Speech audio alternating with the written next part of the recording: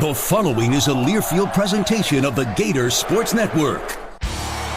University of Florida softball is on the air. Falvey around second, Seeds around third. Falvey comes all the way home.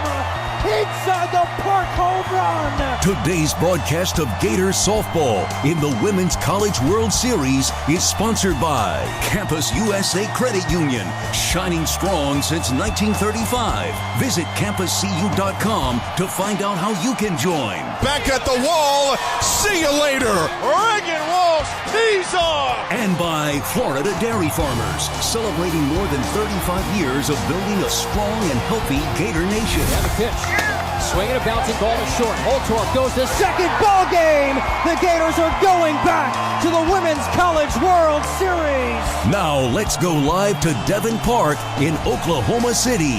Here's Kyle Crooks. The Florida Gators will begin their 13th stay at the Women's College World Series, as this is the final destination for all college softball teams at the start of the season. And Florida is one of those 8 teams that will get a chance to play for a national title. First, they'll meet the Texas Longhorns in a rematch from earlier this season in last year's World Series, as we're live from Devon Park in OKC. Hi, everybody, and welcome to the On Deck Show. That's Ryan Urquhart. I'm Kyle Crooks. Happy that you can join us for the 13th time on this stage, second consecutive year for Tim Walton and the Gators. Florida will enter in at 48-15 after claiming the final game of the Super Regional against Georgia, getting 2 massive home runs from Riley Holtorf and Taylor Shoemaker in a difference-making 4-run 5th inning, is a way to put it, to help the Gators grab their 13th World Series bid under Tim Walton. Of note, also coming out earlier this week, a lot of All-American honors, pair of Gold Glove honors for Kendra Falvey and Jocelyn Erickson. Taylor Shoemaker amongst all of those. NFCA National Freshman of the Year, that was named on Tuesday. She'll enter this event just 1 home run and 1 RBI away from both single-season records in Florida softball history, and this just her debut year. Now, she'll be the only member of this starting 9, which we'll get to a little bit later here on the On Deck Show, that has not played in a World Series because this is her first collegiate year. You have a handful of players now playing in their 2nd straight and some playing in their 3rd straight World Series. This will be a rematch, meanwhile, with the Texas Longhorns as they opened up the home conference slate for the Gators. Texas took 2 of 3 in Gainesville.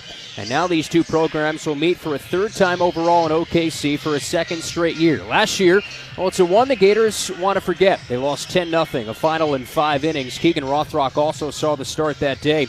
Gators did not see Tegan Convon in the World Series last year, did see her in the regular season this season, and it will be a matchup of 2 of the stars in the game. Keegan Rothrock, Tegan Convon will be the starting pitchers. And of note, Keegan Rothrock did not pitch, was on the shelf with injury to start SEC play and did not pitch against the Longhorns. So that'll be an advantage the Gators have this time around, as Keegan was able to earn a big victory on Sunday going the distance. With that, we welcome in Ryan Urquhart here for the first time. You know, 2 teams very similar when you look at it offensively. In a way, had to struggle at times when it came to their Super Regional. Texas a little bit more than the Gators did. But this should be a fun debut for this entire event. 2 of the best in recent memory in this sport's history. Yeah, you always want one of your best bats in the leadoff spot, and that's what we have with this game today. You have an SEC, well, a new SEC matchup in Texas and Florida. These 2 played a stellar series in the regular season in a doubleheader of the first 2 games that Texas took charge of. But we saw Florida respond, as they have all year to the adversity. They took that 3rd game against Texas 3-1 behind great pitching from Caitlin Oxley. This Florida team is resilient. This Texas team is resilient. Kyle, we were 1 swing from Clemson away from facing the Tigers in this first game of the Women's College World Series. They had them down, to their final strike, to their final out. They had runners at 3rd in the bottom of extra innings and couldn't take advantage. So Texas, they're a team that can battle through some really tough tests. This should be a good matchup on, once again, the biggest stage. A lot of dreams are going to come true today. And some All-American nods for the Florida Gators. Taylor Shoemaker, Kendra Falvey, Mia Williams, all named All-Americans. Shoemaker, the lone first-teamer. Falvey and Mia Williams on the second team. Jocelyn Erickson, as well as Kendra Falvey, winning their 2nd consecutive Gold Glove as well. Corby Otis won the Elite 90 Award, which is for the top GPA left at a championship site. And she was the SEC Scholar Athlete of the Year, so adding to some more of that hardware off the field. But we mentioned the experience for the Gators. Kendra Falby's playing in her third World Series. Shoemaker her first, but the rest of the lineup, Walsh is playing in her third. Jocelyn Erickson in her third straight. Corby Otis in her second straight. Ava Brown second straight. Mia Williams second straight. Kenley Cahalan played at 2 consecutive at Alabama. She is playing in her third World Series, and Riley Holtorf is playing in her second of her career. Played it in 1 World Series in 2023 with Washington, and then Keegan Rothrock has that experience inside the circle with her second straight. So all but one in the starting lineup have played in this event before. Yeah, and that was echoed by Kendra Falby in the press conference we were at yesterday for this Florida team. She said, we have a lot of experience, a lot of people who have been here before, and just making it comfortable for the people who haven't. That is one of the tasks, and she was referencing Taylor Shoemaker, but one of the other things she emphasized is that this is what this Florida team has marched towards. They felt going back to that extra innings loss to Oklahoma in the semifinals last year that they had unfinished business. You've referenced this throughout the year. They wear a wristband, and on it says all for June. Here we are on May 29th, the first step into this World Series. June just around the corner, and a chance to finish that aforementioned business. And the Gators, some unfinished business from last season when they came oh so close to getting to the championship series and playing a Texas team who now has, in the last 2 trips they've been there, they've been to that final stage playing in a championship series but lost to their bitter rival in Oklahoma. For both teams, there's a bitter taste in their mouths. The Gators were in extra innings getting set to knock off essentially the homestanding Oklahoma Sooners in front of 13,000 of their fans. And a lot of those that return remember that feeling from last year with Oklahoma celebrating and eventually going on to their 4th straight national championship. Yeah, that's the thing when you come to Oklahoma City, it is basically like you're playing a road game. Kyle, we're looking at the crowd right now, and there's plenty of red. Why? Because Oklahoma and Tennessee are going to play right after this. So it is just part of making this trip. There is going to be a lot of Oklahoma fans, Texas Tech. That's the nature of the beast. So when you're up against that wall of noise here in OKC, how do you respond? There's some extra dramatics this year, Kyle. They've got flamethrowers on the field. There's some flames shooting up as they're announcing the starting lineups. That's some absolute heat. But ultimately, when you get to this stage, Kyle, big players have to step up. And Florida's got plenty of big bats. They have plenty of big arms. Can they find a way to punch through and knock off this first round of the Women's College World Series against Texas? Yeah, the key to this event, win the first 2 and you're set up in the driver's seat to get to the championship series. This is, some have coined it the depth side of the bracket, because after this, the winner takes on the winner of Oklahoma and Tennessee. We talked about the flamethrowers on the field. You're going to see one a little bit later in Carlin Pickens, who threw the fastest pitch in softball history, not once but twice, threw a 79-mile-per-hour pitch. She's going to pitch after this, presumably for Tennessee. So this is an event that includes Nyjah Kennedy once again, and who has brought Texas Tech here for the first time. UCLA, Oregon, a rematch of the former Pac-12 mates, now in the Big Ten. So a lot of intrigue. Yeah, you can take the teams out of the Pac-12, but you can't take the Pac-12 after dark out of the teams, right? They're going to play late tonight in the final game, would expect. That's probably going to be a pretty late one. But Coach Walton had talked about being on this side of the bracket in that aforementioned press conference. He was asked about, look, you're basically getting a mini version of the SEC tournament. He said, to me, it doesn't matter. We've beaten everybody in the country. We've lost to some people. So I think it's going to be who can handle the moment and make less excuses and just figure out how to play softball. We're here to play. We play Texas the first game, and it's going to be a dang tough matchup and dang tough on us. And going back to that press conference as well that we had yesterday, we mentioned Taylor Shoemaker had won NFCA National Freshman of the Year, and obviously the first since Amanda Lorenz and that 4-time All-American career, won the National Freshman of the Year that season. Coming into this event, 1 home run, 1 RBI shy of single-season records and getting a chance to play on this stage. The whole thing. I mean, I think it's all just kind of really, really surreal. It's crazy to think that I'm here after watching it for so many years, and to be able to be here with some of my best friends on planet Earth is just an unreal experience. It's an unreal venue, so many amazing softball fans. We're growing the game that we've been playing since we were 5-6 years old, and to be able to be a part of it and to be able to help grow the game that I love so much is really, really special. And especially, yeah, and she had mentioned that she grew up watching the Gators on her laptop, and rooting on the Gators in the World Series. Former club teammates with her current catcher and teammate Jocelyn Erickson. Going through the starting lineups on the PA right now. We'll step aside here on the On Deck Show. First pitch, 11:06 local time, 12:06 for those listening back in Gainesville, still dealing with the change in time zones we have here in Oklahoma. But you'll hear from the head man, Tim Walton, here for a 13th time. Just incredible. Great conversation. That's next on the Gator Sports Network from Learfield. Carla only has the best tech. Can't connect to network. But she didn't have the best internet. So she got Cox multi-gig speeds to power all her... Now, all her tech is... connected. Give your tech the speed it deserves. Get our top-tier internet with Cox multi-gig. 2 gig download speeds, individual speeds vary. See Cox.com for details. Hi there, I'm Coach Steve Spurrier and a proud Campus USA Credit Union member. This year, Campus USA is celebrating their 90th birthday. That's 90 years of serving the Gator Nation. Campus supports the Gators and our community. All UF students, faculty, staff, and alumni are eligible for Campus USA Credit Union membership. So what are you waiting for? Become a member and join the party. Join today at campuscu.com. Insured by the NCUA.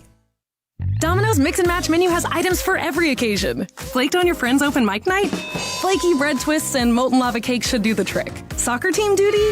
Medium 2-topping pizzas and stuffed cheesy bread are your best defense. Is it your dog's half birthday?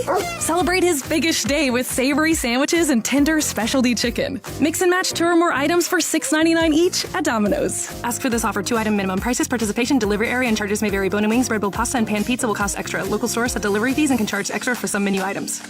You've been putting back a few, and a few becomes a few too many. For a moment, you think of calling for a ride, but nah, you live nearby. What's the worst that could happen? You get pulled over, your insurance goes up, you lose your license, you total your car, you kill someone.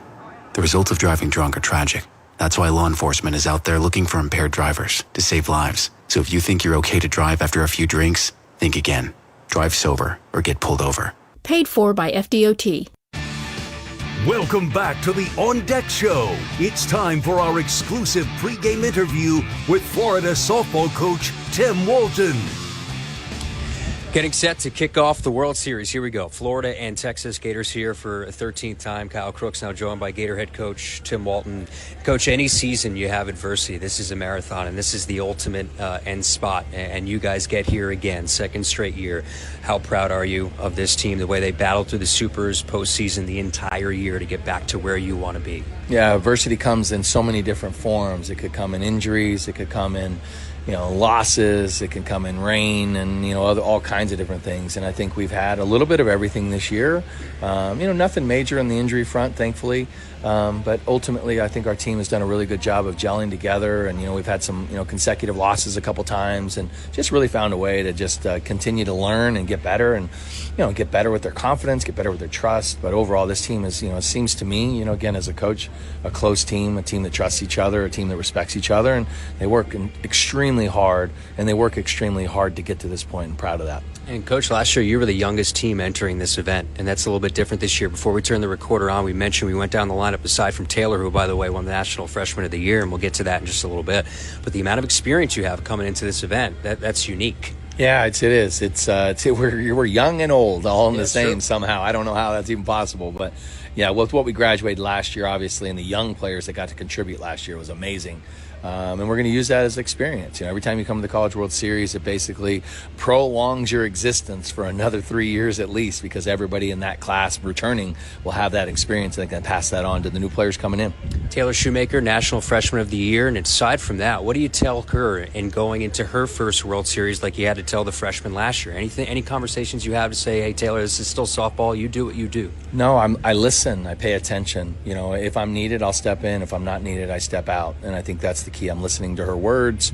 She's our hype girl today. She's the one responsible for the temperature of this team. She did a fantastic job of that this morning at 7-something in the morning. Sent out a really unbelievable video that just kind of told me exactly where she's at. I don't need to tell her anything. She's geared up. She's ready for this moment. Coach, temperature of your pitching staff heading into what you expect. You're going to have all hands on deck, and that was the case in the Super Regional. You saw a lot of pitchers step up. How you like that group heading into the World Series? Yeah, really good. I said this on national air the other day, and that is that Ava Brown has been the glue to this staff. She gives us the ability to change the look up, and somebody who's been able to close games out for us. And so I really feel good about her role, even though we didn't use that role this last weekend in the Super Regional because of the scores and because of the other stuff. Ready to go. We got anybody, all hands on deck. And, Kara pitched well, Olivia pitched well. Caitlin Oxley is ready to go again. So thankfully she was just a little dinged up going into regionals. But long and short, we're ready. It's all about the Gators, but let's just touch on Texas here for a bit. They get to their Super Regional. It was a tight one, but you played them once already, rematch of the World Series last year.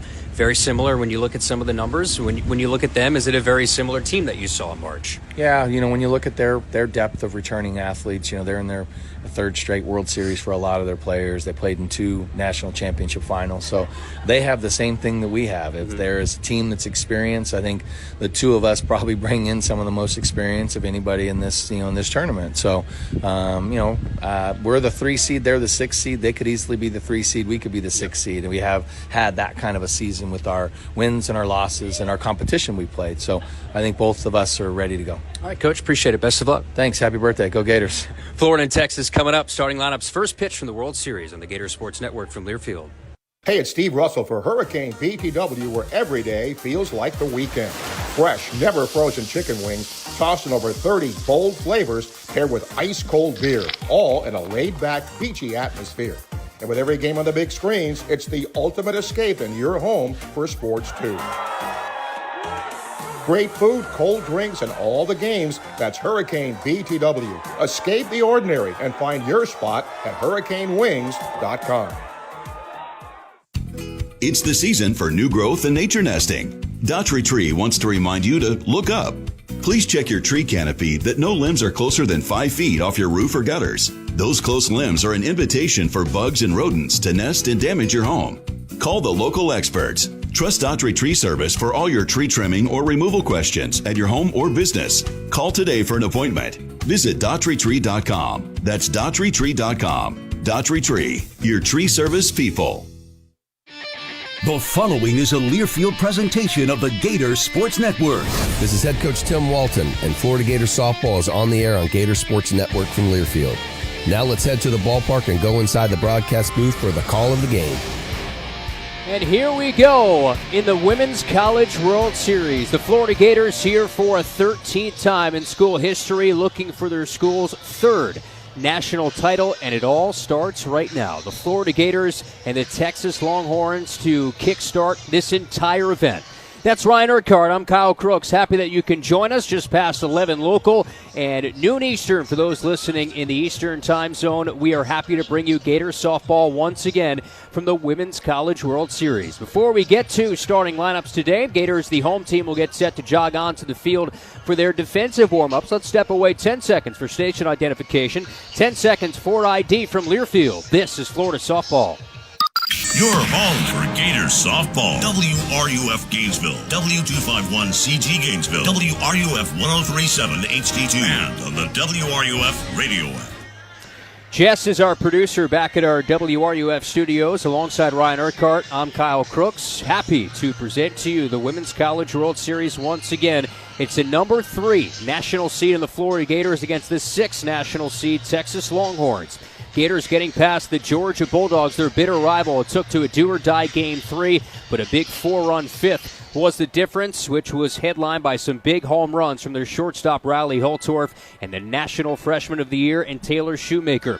Opposed by the Texas Longhorns, they've won 51 games this year and the nation's 6th national seed. They went down to the very bitter end against the 10 national seed in the Clemson Tigers. This is to kick off the entire event. as here come the Gators on the field for the first time defensively to begin their warm-ups. Take a look at the starting 9 put together by Mike White in his 7th season in Austin. Ashton Maloney will lead off playing right. Caden Henry, the center fielder, bats second. Mia Scott at third, hits third. Reese Atwood does the catching and will clean up. Jolie Mitchell at first base hits fifth. Katie Stewart in left bats sixth. Leanne Good at short will hit seventh. Tadea Wallace, the DP, bats eighth. Katie Bennett at second base hits ninth. Tegan Kavan in the circle, opposed by Keegan Rothrock in the circle. Tegan against Keegan here to open up the World Series. Gator fans, here's the defensive alignment for the Florida Gators today, brought to you by Father and Son Fence Supply, covering all of North Central Florida's fencing needs. Call 352-855-1106 to receive your quote today from Father and Son Fence Supply. Keegan Rothrock, the sophomore from Whiteland, Indiana, steps into this one with a 3.21 ERA. Said in her return from injury, Coach Walton did, that the velocity piece never really vanished. She's been throwing her pitches well, has been hitting her spots, and that's come along more and more with the spin rate. 5 appearances, 24 innings in her second NCAA tournament. Only 4 walks to 20 strikeouts in this postseason stage. Rest of the defensive alignment, Jocelyn Erickson catches infield third to first as Cahalan, Holtorf, Williams, and Walsh. With the outfield, Otis, Fulby, and Shoemaker. So the Gators in the all-white uniforms in their first game of the World Series. It's a double elimination tournament of this 8-team field. Gators with Florida blue cursive script across the chest, the small orange numerals on the bottom side of the uniform, the big blue numerals on the back, the World Series patch on the left side of the uniforms. Gators for the position players, the tri-color visors, the orange brim, white front, the blue block F with the blue back to the tri-color visors. And Texas in the all burnt orange tops, burnt orange pants, the white numerals on the front and the back. Texas in block script in white across the chest. Our 4-member umpire and crew is led by Marty Abishian, our home plate umpire. Aaron Peterson at first, Steve Gould at second, and Cam Ellison is over at third. It is cloudy, gloomy here to kick off the World Series. 67 degrees, a far cry from the 90-plus that you have, along with the humidity in Gainesville. Florida and Texas getting set to get underway, and we're at 11:06 a.m. Eastern. We have a mini delay here as the few of the umpires meeting and the Gators meeting once again. Looking at the second base bag, I believe there was some sort of issue with the second base bag as Aaron Peterson, the first base umpire, lifted it up out of the ground. And now you have 3 umpires that are talking along the third base side, an inauspicious start to this event. Meanwhile, it gives us a moment as well to talk about the wind today. It's slightly whipping out towards right field. The fans completely surround you here at Devon Park, 13,000 plus in capacity. A lot of that already is covered in crimson and cream, as Ryan had mentioned, for the essential homestanding Oklahoma Sooners about 30 minutes down the street. They'll play after this against the Tennessee Lady Vols. The Gators are housed in the third base side dugout, Texas in the first base side dugout, and Florida will be the home team as the higher national seed. So with that, the Gators cheering section is behind their dugout along the third base line. Now we have an NCAA official that's halfway between first and second in the right field grass. And we have, right now, we're 1 minute behind schedule. And if you know how these things usually work, we're always behind schedule when it comes to delays and long games. You know, Kyle, I've seen rain delays. I've seen tornado delays. Heck, I've even seen delays where the field is just a little too watered. I've never seen a base delay. This is a new one. It's something with second base. That is the issue. As it's underneath second base, they have to dig something out. Not sure if there's a microphone or a camera. They usually mic up all of the bags here at the World Series. You'll hear a much more in-depth audio mix on the broadcast today with this being at the World Series. So they're dealing with some sort of issue around second base. Florida and Texas, this is the third time these two will meet here at the Women's College World Series. Of course, second consecutive year. And last year, it was Mac Morgan who saw the start, predominantly drop-ball pitcher, and that is where the Gators struggle the most against drop-ball pitchers, but they'll take on Tegan Kavan and a Texas team that went 16-8 in their first year in the SEC. Very similar preseason expectations between these two. They were picked 1 and 2 in the preseason poll. Texas, the preseason favorites. And in the final top 25 poll, Texas had finished third in the country. With a win today for Texas, they'll get back to 500 overall in this event. This is their 8th trip here to the World Series. And second straight here for Mike White, who coaches along that third base line. So Keegan Rothrock right now standing around. She had gone through her warm-up tosses. She's been so much better over her last 8 appearances, 5-1 with a 3.5 ERA, having struggled prior. And Keegan had the winning decision in Game 1 and Game 3. Was very clutch in Game 3. 7 innings, 5 strikeouts. One thing for her, Ryan, is her walks are down as they continue to work on the second base bag here. Yeah, and that's the thing, is it's continuing to hit her spots. The spin plays such an important part in that, and your ability to get to your different spots. And, it's not just how fast you throw the ball, it's the accuracy with which you throw it. It sounds like it's from the land of the obvious, but it makes such a difference. Right now they've got that bag upside down. There's something inside of the bag they're having to fix. I've never seen this before. Well, they're bringing a new one out. Somebody with a headset comes sprinting in from the right field corner with a brand new second base bag, and they say, "We don't need that, sir. You run back to where you came from." And we eventually will get set to get underway. Not sure if Keegan Rothrock will get a couple extra warm-up tosses. There's a lighter clay inside the batter's box as opposed to the darker clay on the infield dirt. It's 200 down the lines at Devon Park, 220 to straightaway center. Getting set to stand in is Ashton Maloney, the lefty hitting right fielder. Keegan Rothrock is ready. The infield in at the corners. Outfield swung to the left. First pitch. Off we go as the first one's fouled back to the backstop. And we are underway 4 minutes late, 11:10 a.m. Central Time, here at Devon Park in Oklahoma City. Florida and Texas. Keegan Rothrock making another start on this stage. Spins the arm on an 0-1.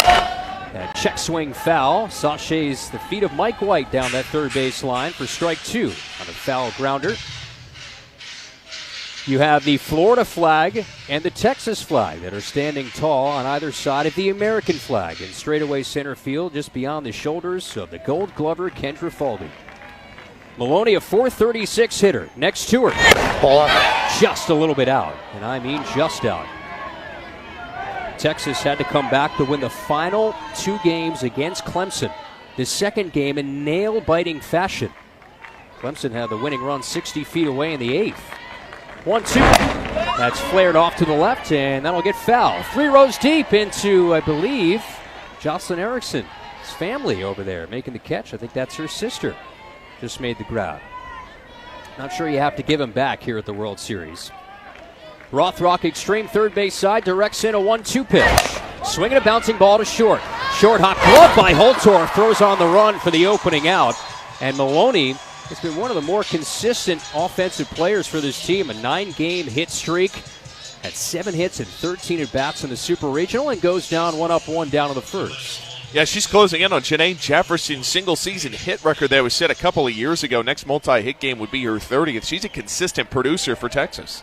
Lefty bat now, Caden Henry. First pitch pummels the mitt inner half. 0-1. 410 hitter is Caden Henry. 3 homers, 29 RBI. All second team in the SEC. Dealt with a shoulder injury earlier this year. 1 strike pitch is chopped foul of third. And it's 0-2 from Dickinson, Texas. Hits in 10 of her last 11 games. Tied for 6th all-time in a single season in hits. Tied with Mia Scott for the second most on this team, 77 hits. Infield still in at the corners. Outfield still swung to the left for an 0-2 from Rothrock. Right down the chute, outer half. Keegan Rothrock, her first K of the World Series. 2 up, 2 down for number 7.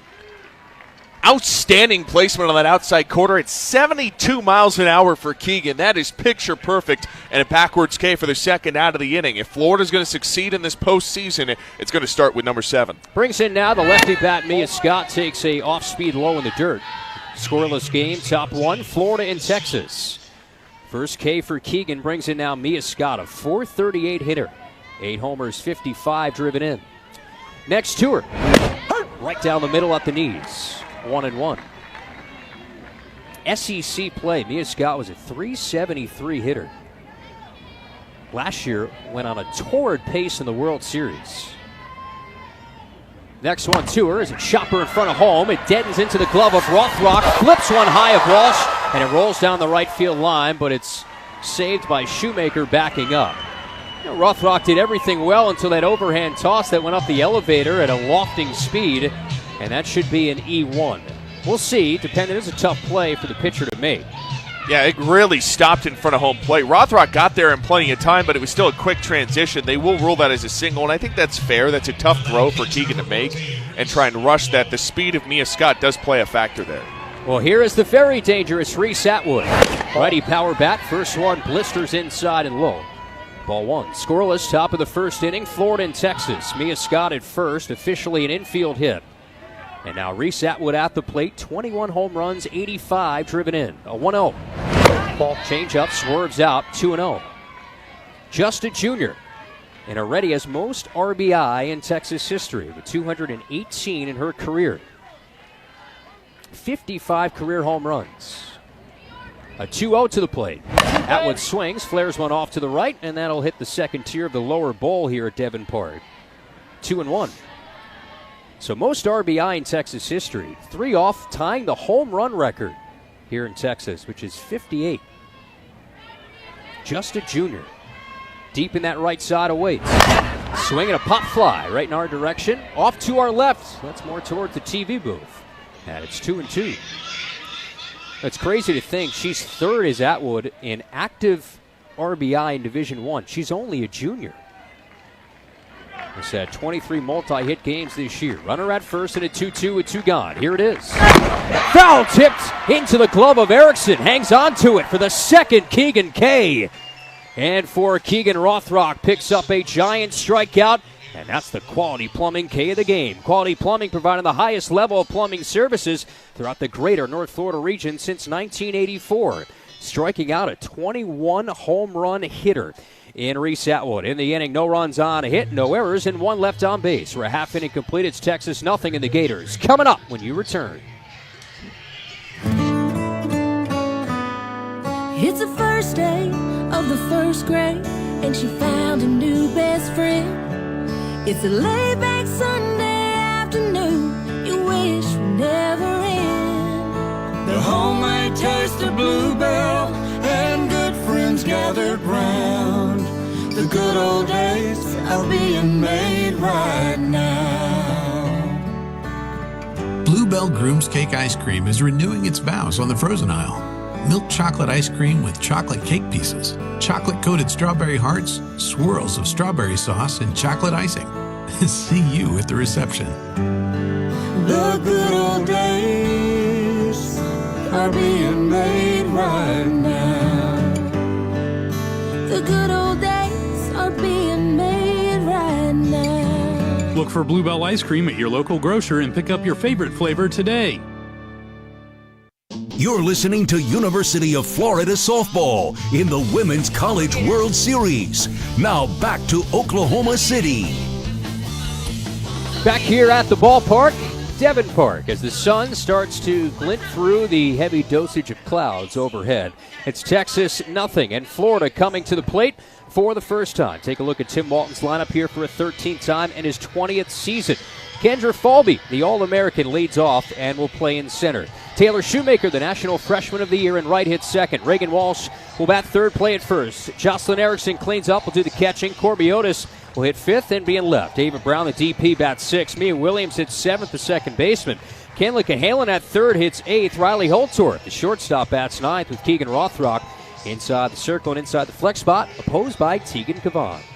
Tegan Kavan, the sophomore righty from West Des Moines, Iowa, second-team All-American, second in the SEC, 16th in the country in strikeouts. Last time she saw the Gators, 8 2/3, 10 hits, 3 runs, only one of those earned. Struck out 8 and only walked 2. Steps into this one with an ERA of 2.56 and a record of 24-5. We'll get the whole defensive alignment for the Longhorns. As we go here, his time is called for a pitch calling device. So here is that defensive alignment. Thanks, Texas. Atwood is catching. Third to first is Scott. Good. Bennett and Mitchell. The outfield is Stewart, Henry, and Maloney left to right.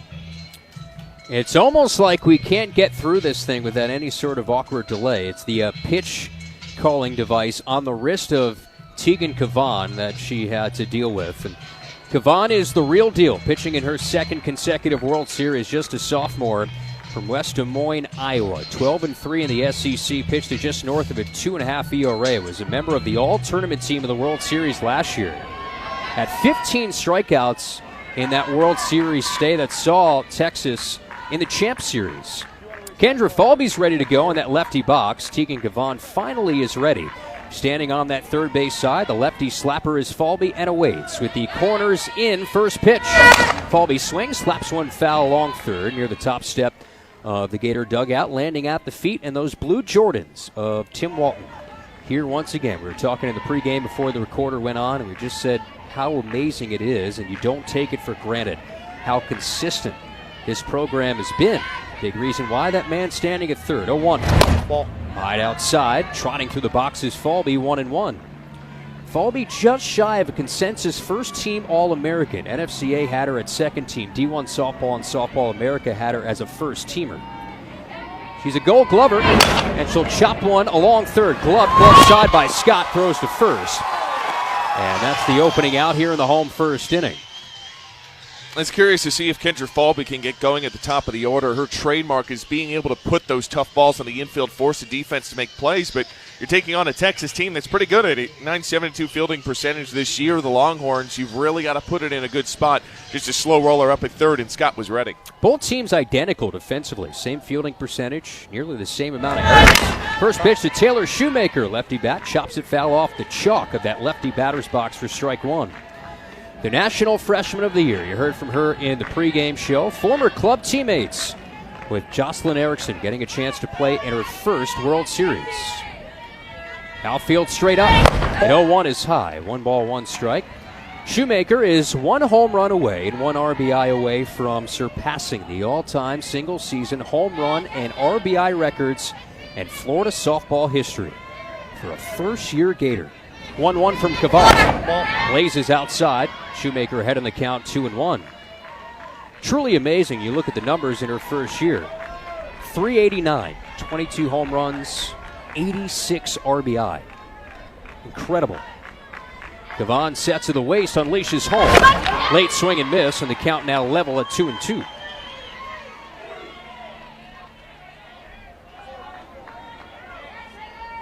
I was talking to Tim Walton about, say anything to a Taylor Shoemaker, first World Series? He said, no, I just listen. 2-2. Up and in, count full. And what's been so mature of Taylor Shoemaker and her approach and her at-bats, much like Jocelyn Erickson, where you don't see a whole lot to hit, well, you take your walks. We need base runners, and Shoemaker has had a high on base over the last couple weeks. Payoff. Jam foul, third base side, fifth row of seats into the heart of that Gator cheering section, clad in orange and blue.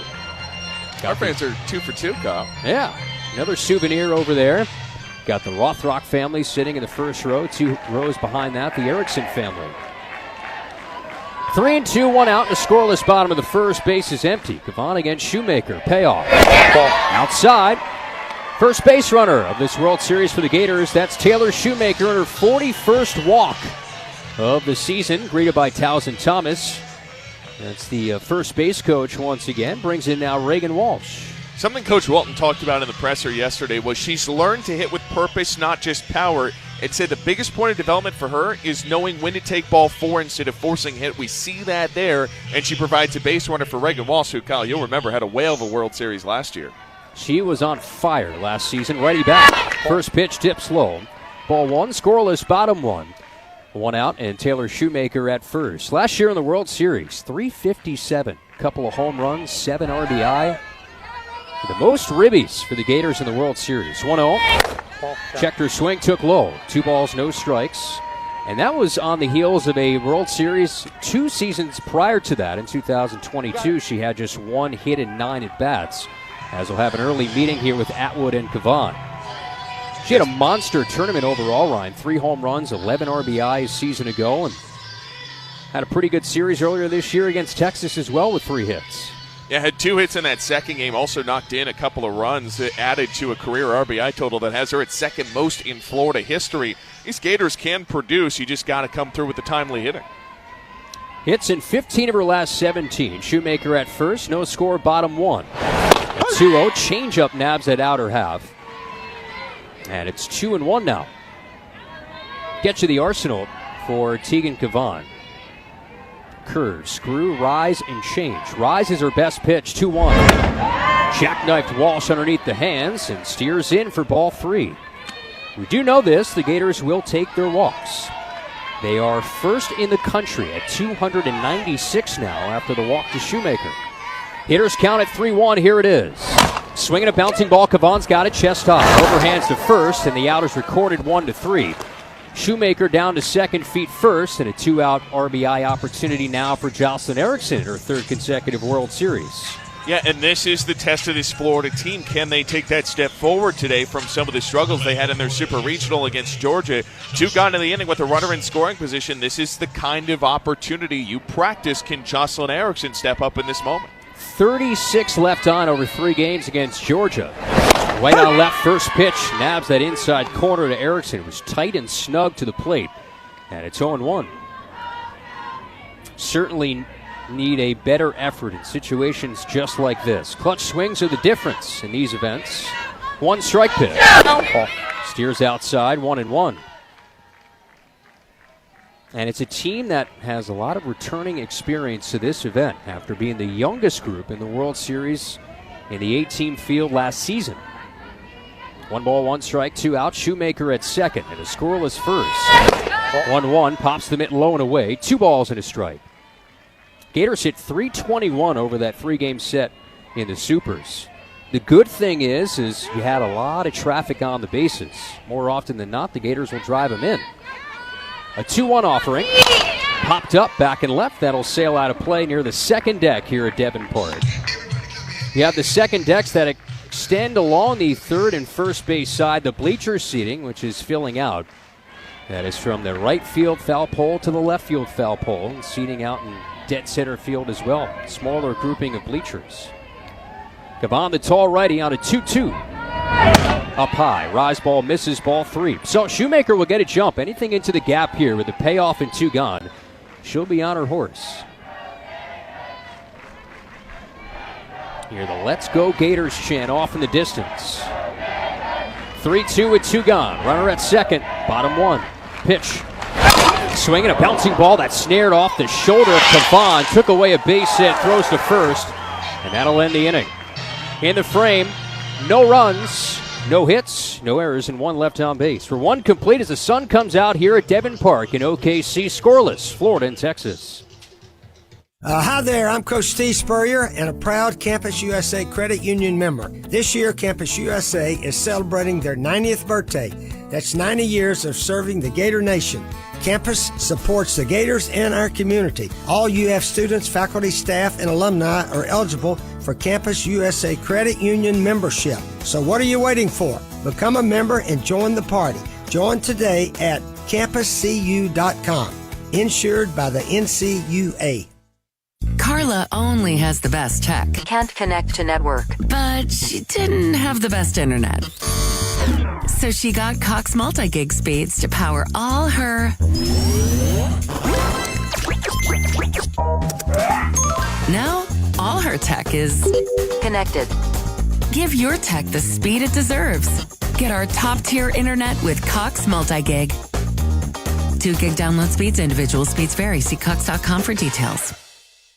You're listening to University of Florida softball in the Women's College World Series. Now back to Oklahoma City. Scoreless game as we head to the top of the second inning. Florida and Texas from the Women's College World Series. This tournament's opening game, and at the end of it, we'll crown a national champion. Well, Gator fans, this is a good day. Early afternoon back in Gainesville for some Conecuh sausage. Always great on the grill, a fan favorite for tailgating, and a proud partner of your Florida Gators. Conecuh sausage is made from the finest cuts of pork and smoked over a pure hickory fire for that true southern flavor. Pick up a pack at your local grocery and enjoy a Conecuh sausage dog while watching the Gators. Visit online at ConecuhSausage.com. Scoreless game, top 2. Well, the sun was out for a second going into the break, and it has now hid behind the clouds as we have some overcast clouds overhead. 67 degrees at first pitch.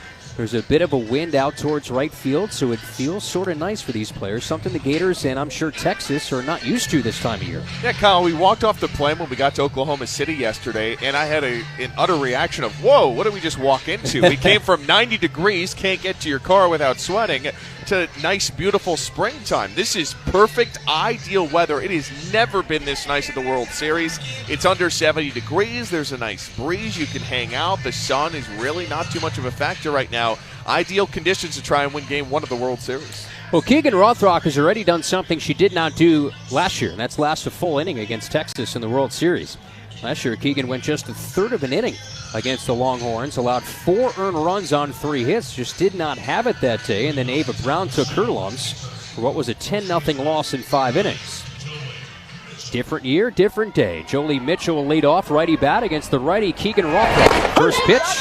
Spins in for a strike, inner half. That's the voice of Marty Beestian, our home plate umpire. Puts up that fist with that audible strike call. Rothrock works with a bit of a pace. Gets that sign from that pitching bench. Sets at the belt on a 1-strike toss. Ball. Spins high and away. 1-1. Sophomore from Whiteland, Indiana. Second consecutive World Series. Last year went 3-2. And the Gators made that run to a, if necessary, semifinal through 28 1/3 innings in this event. 1-1. Mitchell eyes one off the plate outside, and she'll be ahead in the count, 2-1. That one at 70 miles an hour. Keegan, 4 complete games in the World Series last season. Rocks and fires. Inner half strike as Mitchell dipped the hips. Thought that was a little bit inside. Instead, it's 2-2. Rothrock struck out 2 of the first 4 that she saw in the first. Both teams stranding 1. 2-2. Swing and a ball driven in the air, deep left field. Otis goes back. See ya. Home run, 5 rows deep for Jolie Mitchell. Her 15th home run of the year. Texas is 86th as a team, and much like she did against Georgia, a solo home run, so that's the good news. But sometimes that has been the issue with Keegan Rothrock. Now the Gators fall behind here in the second. Yeah, it's a tough way to start this second inning. A no-doubter into left field. There's nothing Otis could do besides turn and just watch that one sail into the third row of seats. Yeah, it's a pitch right down the middle from Keegan Rothrock, maybe tilting towards that inner half, explaining the pull. But Jolie Mitchell is someone that can pounce on you and take advantage when you leave it hanging like that. The way Rothrock released it, I think she knew it when it left her hand. So now here's Katie Stewart, 1-0 Texas. First one parachutes high and away, 1-0. 1-0 Texas, top 2. Home run given up by Rothrock. That has been the kryptonite for her. The next one is cut on a miss from Stewart, who's scuffling in coming into this event. For Keegan Rothrock, that is the 17th home run allowed of now the 41 as a Florida staff. 1-1 offering. That clips Stewart on the front leg. So far you've seen the good and not so good here of Keegan Rothrock, sort of a microcosm of how this season has gone. As Olivia Miller will sprint out to that left field corner just in case. Home run hit by pitch is how this second inning begins, and Texas a 1-0 lead. And Kara Hammock has already been taking warm-up tosses over there since we had that base delay as well. Here's now Leanne Good, who's scorching hot coming into the World Series. Runner at first, 1-0 Texas. Right on right, first pitch blazes that inside corner, strike 1. Leanne Good, a junior from San Antonio, Texas, on a 6-game hit streak, 11 of her last 21. 7 of 11 in the Super. The next, knifes that outside corner, strike 2. And Leanne Good stepping in for Viviana Martinez, who had a preseason injury at short. 2 strike toss. Takes one outside, well off the plate. 1-2. So was not expected to be an everyday player, but boy, has she grasped that opportunity. 3 home runs here in the NCAA tournament. Has Stewart at first on a 1-2 pitch. Change up, rides high and away, 2-2.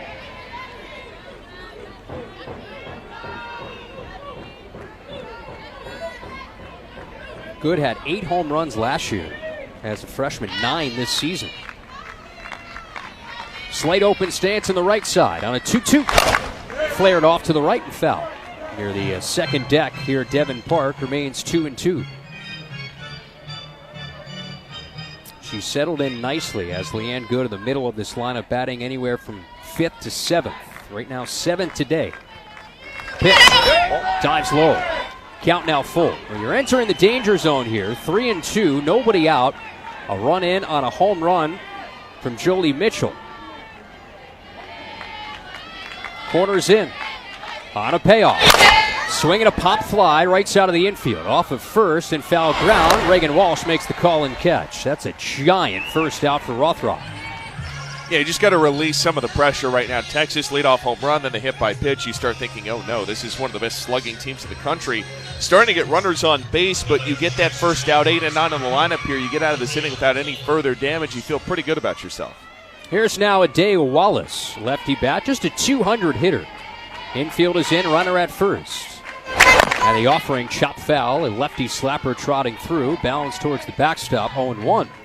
1-0 Longhorns. Here in the top of the second, leadoff home run from Jolie Mitchell, her 15th of the year. And like Ryan mentioned, this is a key part of the lineup. Want to avoid that top of it if you can. 0-1, right down the middle, splitting the plate. It's hit or miss in terms of the miles per hour. There we see it 72 on that radar gun on the bottom right of the video board out in left center. Twist in an 0-2. Ball up high. 1 ball, 2 strikes. Daya Wallace's 2 ribbies this year. You have Katie Bennett on deck, who's a .255 batter. Gahalen almost halfway down the line at third on a 1-2. Outside, snap toss to first. Stewart gets back headlong. And Erickson, as a Gold Glover, will do just that. Make sure the base runners are not wandering and straying too far. Erickson has caught 8 this year. 2-2 with 1 gone. Top 2. Pitch. Chop foul. Back and left. A little chop axe type swing from Adae Wallace. Plano, Texas. There's a pinch runner. Only played 1 game in the Supers. A rare start for her. Chokes up on the bat on a 2-2. Chopped again along third. Bangs off the camera well. So interesting lineup strategy for Mike White. Going to primarily a pinch runner. Adae Wallace getting the start at the DP. Runner at first on a 2-2. Outside, count full. It's a big pitch coming up. And a lot of full counts here for Keegan Rothrock in this second inning. Texas is doing a good job of seeing a lot of pitches. 1-0 Longhorns lead. Runner at first, outfield shallow, swung to the left, payoff. Shot foul again, little half hack on the slap attempt from Mitchell, long third foul, picked up by Mike White. Former head coach of the Oregon Ducks are also in this event. They'll play later tonight, a little rekindling of Pac-12 After Dark as Big Ten foes. Payoff. Right down the middle, runner takes off, throw down, strike him out, throw him out, double play. The Gold Glover using that gold arm to throw out Stewart, who was taking off. And the Gators claim momentum right back after the leadoff home run from Jolie Mitchell. Rothrock earns her 3rd strikeout, and the strike him out, throw him out double play ends the frame with nobody left. A run on a hit, and the Gators trail first here in the World Series, middle of 2, down 1-0. Dave Mays Automotive, we get the bugs out of your car. Hey, Steve Russell here. I've seen a lot of great sports teams in my day, but it's really hard to find a team that can sustain excellence over a long period of time. That's why what Dave Mays Automotive has done is so impressive. This year, they're celebrating their 50th year in business, and I can tell you, they've done a great job for me, just like they'll do for you. Brakes, AC, tires, oil changes, and so much more, including their famous Bug Check, where they go over your entire vehicle to ensure there's no unexpected problems down the road. Dave Mays Automotive is located at 2905 Northeast 19th Drive, in the industrial complex behind the Sunnies on Waldo Road, and online at DaveMaysAutomotive.com. Dave Mays Automotive. They get the bugs out. Dave Mays Automotive, we get the bugs, all of them bugs, out of your car. You're listening to University of Florida softball in the Women's College World Series. Now back to Oklahoma City. Well, not good in that top of the second, but certainly limiting the damage. The Gators will trail first. Solo home run from Jolie Mitchell out to left field, and Texas has struck first blood in the fourth meeting this season. After Texas had taken 2 of 3.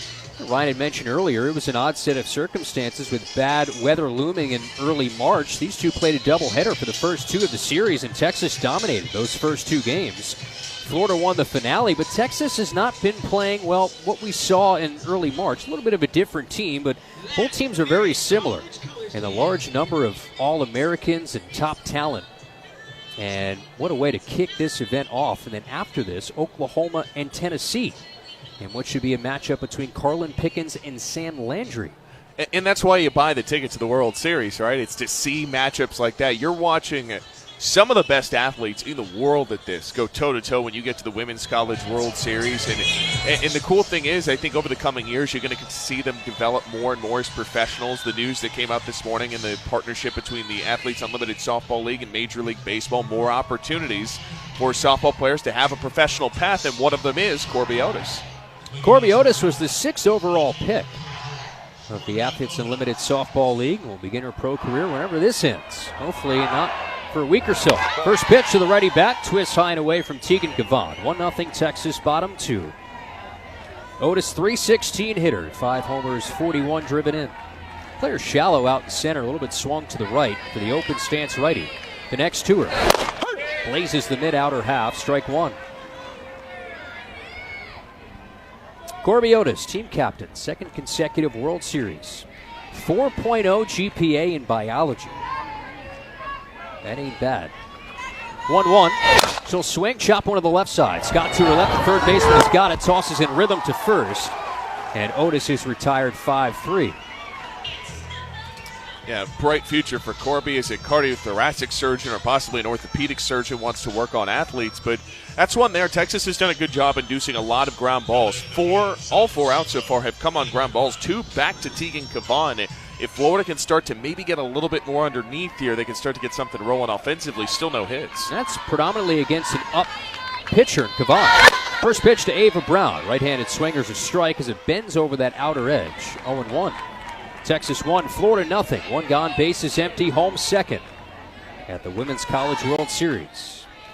Timing mechanism on for Brown. That bat just hangs in the zone for an 0-1. A little bit in the basement low, 1-1. Brown had a great start to the Supers. Had a home run against the Dogs. Got a hit in Game 3. Has 11 home runs this year. The Gators have 6 in their lineup with at least 10 home runs. Program record. 1-1. Wanders out. 2 balls and a strike now to the two-way star. Ava Brown getting another start at the designated player. In and out as a starter this year, but not in and out anymore. She is in and in for good. She's gotten hot at the right time. Corners even with the bags here for Gavon's 2-1. Blisters the mitt low, but it's ball 3. Rothrock really had to work in the top half of this inning to limit to just 1 run. 3 balls, 1 strike. Can the Gators do the same here to Gavon? Ryan mentioned 4 ground ball outs. A 3-1. That's just a little bit low. Atwood tried to frame, perhaps dancing along that outer edge for a possible strike call. Instead, the Gators have a base runner, their second 5-pitch walk to Ava Brown. And here's now Mia Williams. If there's somebody Florida needs in terms of their bat to get going, it's Mia Williams, the 2nd-team All-American, still looking for her first home run of the NCAA tournament. Right on right. First pitch, knifes that inside corner, strike 1. Mia Williams is trying to join that 20 home run club with her next blast. 19 home runs, hitting .343. 2nd-team All-American announced yesterday. Has Brown at first. 0-1 in the basement low, 1-1. Would look to join one of her best friends, Taylor Shoemaker, in that 20 home run club. 1-0 Texas, bottom 2, 1 out, Brown at first. Gavon third base side, pinwheels the arm. Change up, bounce foul along third. Right in front of Tim Walton, 1-2. Last year for Mia was not great here in the World Series, just 1 hit in 10 at-bats, but a year ago from right now is a much different player. He had only 2 hits in the NCAA tournament last year. Kavan readies for a 1-2. Swinging a bouncing ball. Kavan snares. Goes to second for 1. Turn to first. Well laid. They get the lead runner. Goes 1-6 on the out at second. And Williams cruises to first with a fielder's choice. And now 2 out in the inning. Brings in Kenley Cahalan. And this is where that experience in the World Series can really pay off for you. Gators down a run. Florida having some of that momentum wiped away after the 1-out walk on that throw to get the lead runner. So now you have Williams at first. Can Kenley Cahalan have a big swing? Left-handed hitter. First pitch is knifed in the air. Medium deep left and foul ground. Awkward angle. It lands foul as Katie Stewart awkwardly was circling over. Then on a headlong dive, shoulder first, that right shoulder with that burnt orange jersey going tumbling down onto that sidewall turf and could not make a lunging catch in foul ground. So a second opportunity here for Kenley Cahalan. 1-0 Texas. Gators looking for their first hit. And the next. Rips that outer edge, 0-2. Riley Holtorf is on deck, and that would conclude the Gators' first time through their lineup against Texas's righty ace. Williams at first. Spins the arm. 0-2 is popped up left side, lazily foul into the crimson and cream of Oklahoma. That dominates everywhere you walk in downtown Oklahoma City. You see Oklahoma t-shirts looking for their 5th consecutive national championship. And they've been in the thorn of the side of those in burnt orange the last 2 trips here.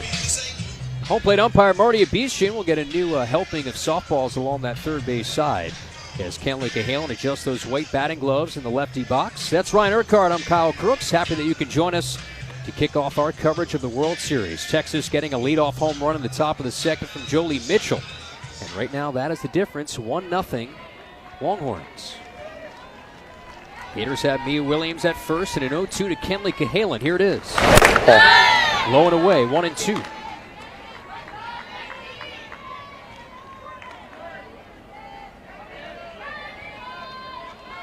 Cahalan 307, 10 homers, 49 RBI. Rocking a 1-2. Change up, check swing foul behind home. Picked up by Riley Holtorf. Last time Cahalan was here, well, she was knocked out of this thing by the Gators, the team that she now wears the uniform for. She was the everyday shortstop for the Alabama Crimson Tide, making that move a few feet to her right on the diamond at third.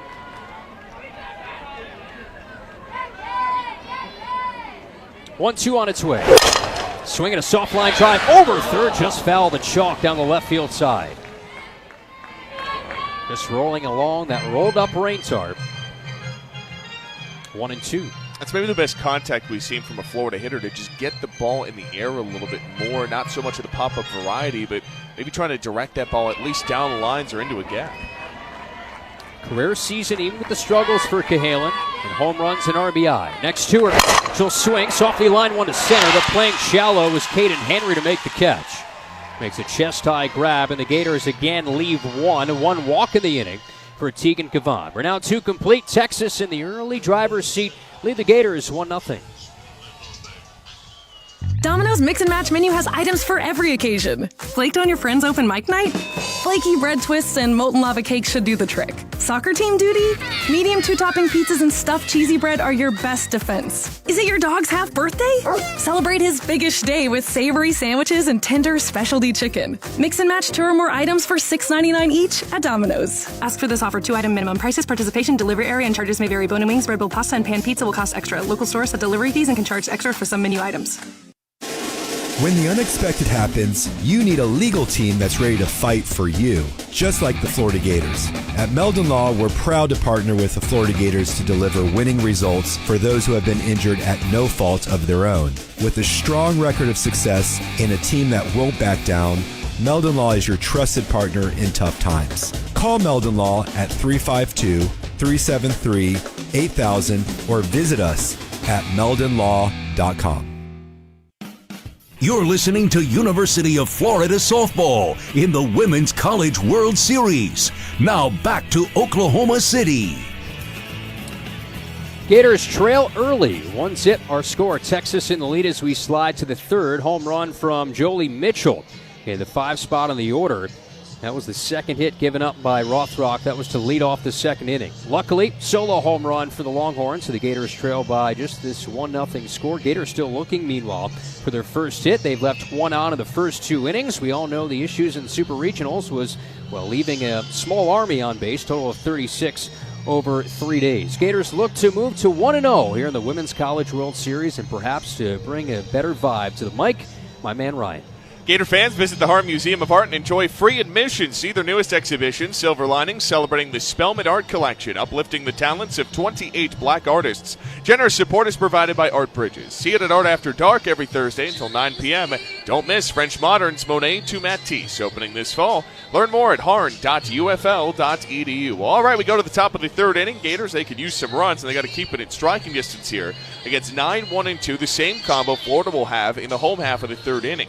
Katie Bennett will lead off, the second baseman for the Longhorns. This is the third stop in her career. Began at East Texas, then transferred to Abilene Christian University. A former All-Pacific Region second-teamer, All-WAC first-teamer for the Longhorns. 2 home runs, has knocked in 15 this year. Will climb in that left-handed batter's box as the sun peeks out from behind the cloudy skies. Here's the first. And that's in for a called strike from Marty Abesti in behind home.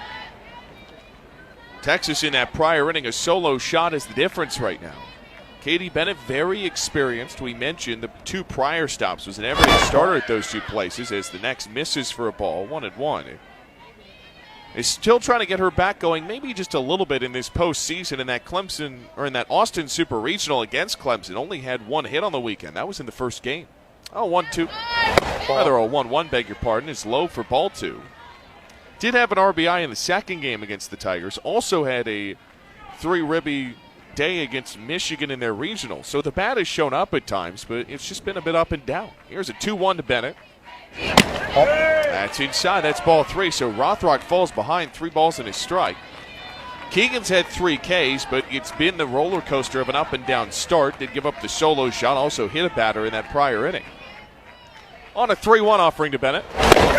She'll take ball 4, so it is the second leadoff aboard for Texas. Not quite as dramatic as the prior inning on the solo home run, but when you have 9-1-2, that's what you want to do. That's get the 9 spot on base. And that's killer, because what's always the key for Tim Walton coming in? We need the leadoff runner on base, and we need to eliminate the leadoff runner, and that's what Keegan's been so good of late, limiting those free passes. Well, not so much here in the first 2 and change.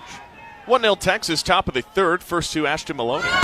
She'll shorten up, take a strike on the inner half. It's 0-1 for the redshirt junior, native of Liberty, Missouri.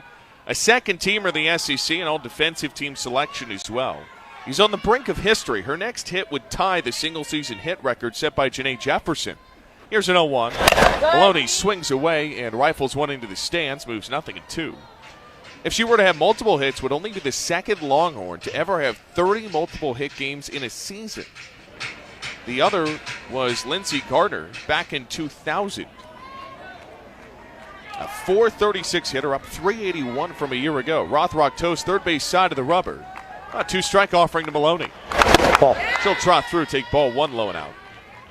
Top 25 in the nation in average, 7th in the country in hits. It's also top 30 in runs scored. She is a producer at the top of this Texas order. There's no 2 ways about it.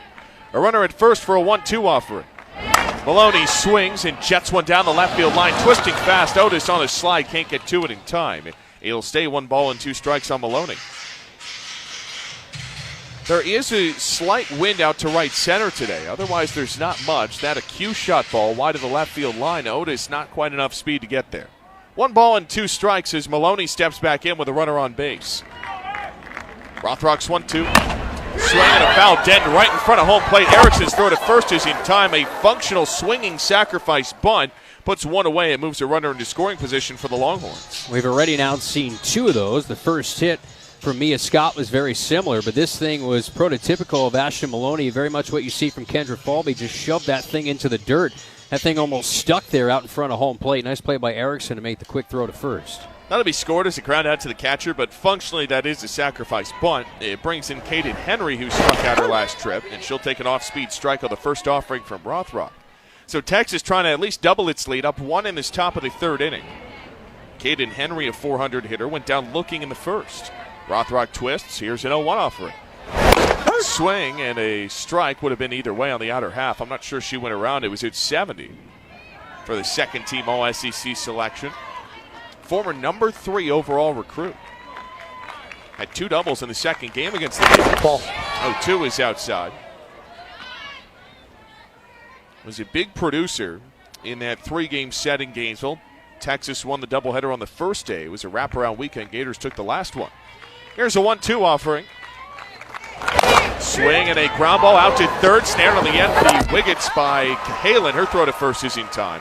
And there's 2 away in the inning. A really nice play by Kenley Cahalan, roaming to her left, stabs it right at the edge of the glove, reels it in, and makes a routine 5-3 out that's anything but. Boy, Brian, that was a tough play. I mean, that thing, she had to really lean over to her left side. It just snared at the very edge of the webbing, look back the runner, and still make the play to first. Brings in Mia Scott. Gone in this inning is the first she sees you slowing out to the second-teamer All-American. Comes in on a 6-game hit streak. That was extended to 7 with her single in the first. Had an offer from Florida in high school. Chose to be a Longhorn. Was an all-tournament team pick last year. 1-0. There's a strike. It's 1-1. And Scott turning around. I mean, you don't usually see a player turn and talk to the home plate umpire and bark about balls and strikes, but Mia Scott looked right at Marty Abishian after that strike call. It's a low changeup. Casts a 1-1. Scott takes a ball inside of the thighs. No doubt about that one. It's 2-1. On a beautiful day at Devon Park. Clouds are starting to depart from overhead. It rained overnight. Forecasts are true. Go ahead and knock on wood for me. Here's a 2-1. Swing and the ball jetted out to short. Good snag by Holtorf. She slings it over to first, and that will retire the side. So after a bit of turbulence to start against 9-1 and 2, Rothrock retires the top 3 in this big swinging Texas order. 1, 2, 3. So one above the minimum for Rothrock. A runner stranded at second. Takes us to the bottom of the third. 1-0 Longhorns here at the Women's College World Series. It's the first day of the first grade, and she found a new best friend.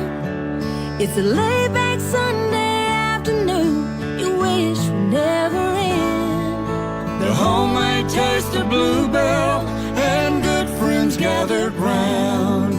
The good old days are being made right now. Bluebell Groom's Cake Ice Cream is renewing its vows on the frozen aisle. Milk chocolate ice cream with chocolate cake pieces, chocolate-coated strawberry hearts, swirls of strawberry sauce, and chocolate icing. See you at the reception. The good old days are being made right now. The good old days are being made right now. Look for Bluebell ice cream at your local grocer and pick up your favorite flavor today. You're listening to University of Florida softball in the Women's College World Series. Now back to Oklahoma City. On a beautiful afternoon at Devon Park, we go to the bottom of the third inning. It's Texas 1 and Florida 0. And while we have a moment, let's pause 10 seconds for station identification. 10 seconds for ID.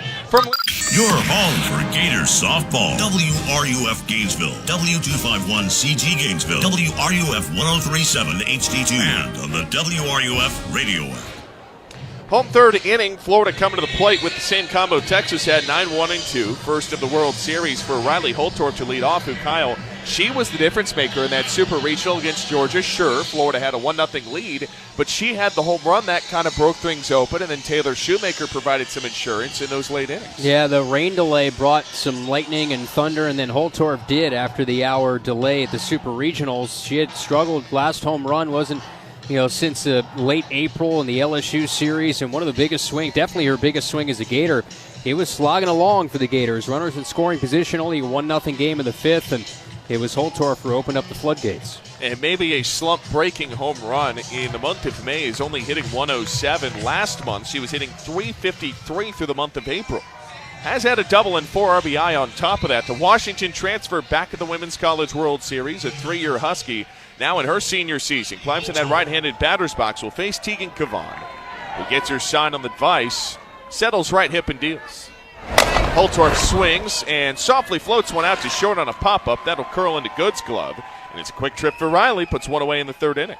Those are the at-bats that drive Tim Walton nuts. One-pitch swing and lazy pop-outs, unproductive at-bats. You don't really make Cavan work. And when Holtorf gets on, you have that 9-1-2 configuration going into an inning. She gets on, the Gators score more often than not. All right, second time through. Here's Kendra Falby. First pitch is whipped foul wide of 3rd as giving chase with Scott moves 0-1. 1-0 Texas in this bottom of the 3rd inning of the Women's College World Series.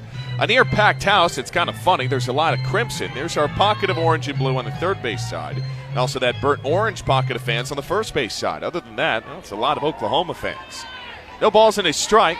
Cavan sends to Falby.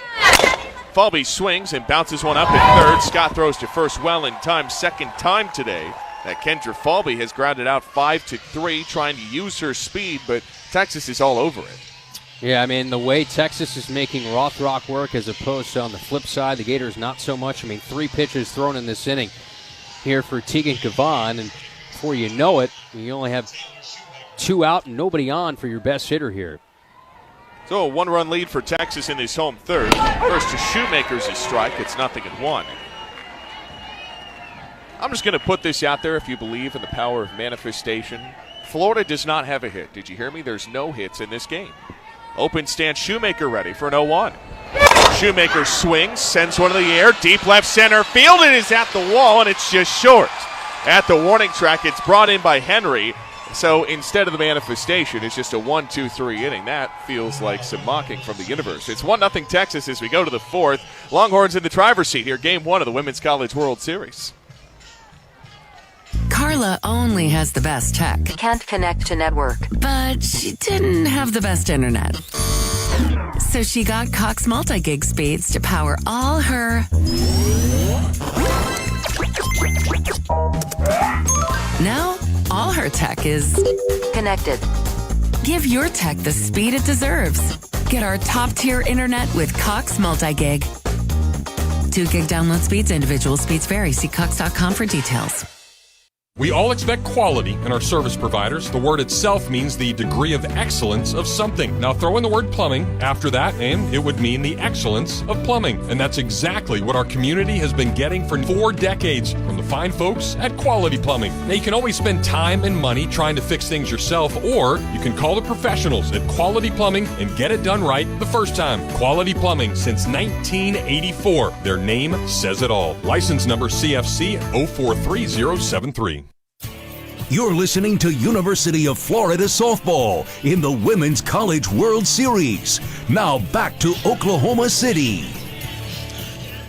They're playing Dizzy Bat out in left center field. It appears to be a young Texas fan and a young Florida fan going through it. They're racing for the line, and I thought Florida won it, but they'll say Texas won it. It was a close call all the same. Looking for a trusted sign company, Gainesville Neon & Signs has been serving North Central Florida since 1964, and now we are proud to be the official sign provider of the Florida Gators. From custom signs and lighting to vinyl graphics, wraps, and repairs, we handle it all. Count on us to bring your brand to life with quality signs that get noticed. 1-0 Texas as we go to the top of the 4th inning. He's Kyle Crooks. I'm Ryan Urquhart. Happy you could join us here on this beautiful afternoon at the Women's College World Series. Reese Atwood will lead off for Texas against Keegan Rothrock. Last time Keegan got the K was his swinging strikeout against one of the best swingers in the country, a first-team All-American. One of the best RBI producers in the country, just behind Shoemaker with 85. Also has 21 home runs this year, not too dissimilar from Taylor Shoemaker.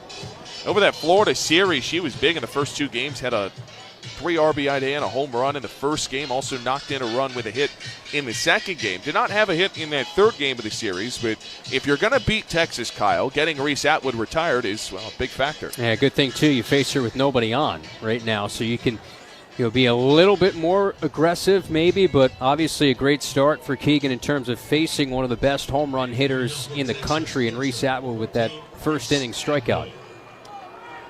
So here we go in the top of the 4th. Keegan settles the pitch. Atwood turns her bat but doesn't go around. That's low and out for ball 1. Wind has picked up a little bit towards right field. You just keep that in mind for someone with as much power as this junior has. At 291 as a freshman, over 400 the last 2 seasons. Here's a 1-0. Atwood will take up and in. That's ball 2. So Atwood works ahead. Someone who can get on base in a variety of ways for this Texas team. 40 walks, that leads the lineup. Rothrock settles, dispenses a 2-0 toss. Atwood takes a strike. It's 2-1. She's the first player in Texas softball history with 45 or more career home runs and 175 or more career RBI. It's pretty good production over her 3 seasons. 2-1 on the way. Ball in. Atwood takes ball 3 inside. Every year we come to the World Series and it feels like my job becomes less necessary because Marty Abishin is always one step ahead of you.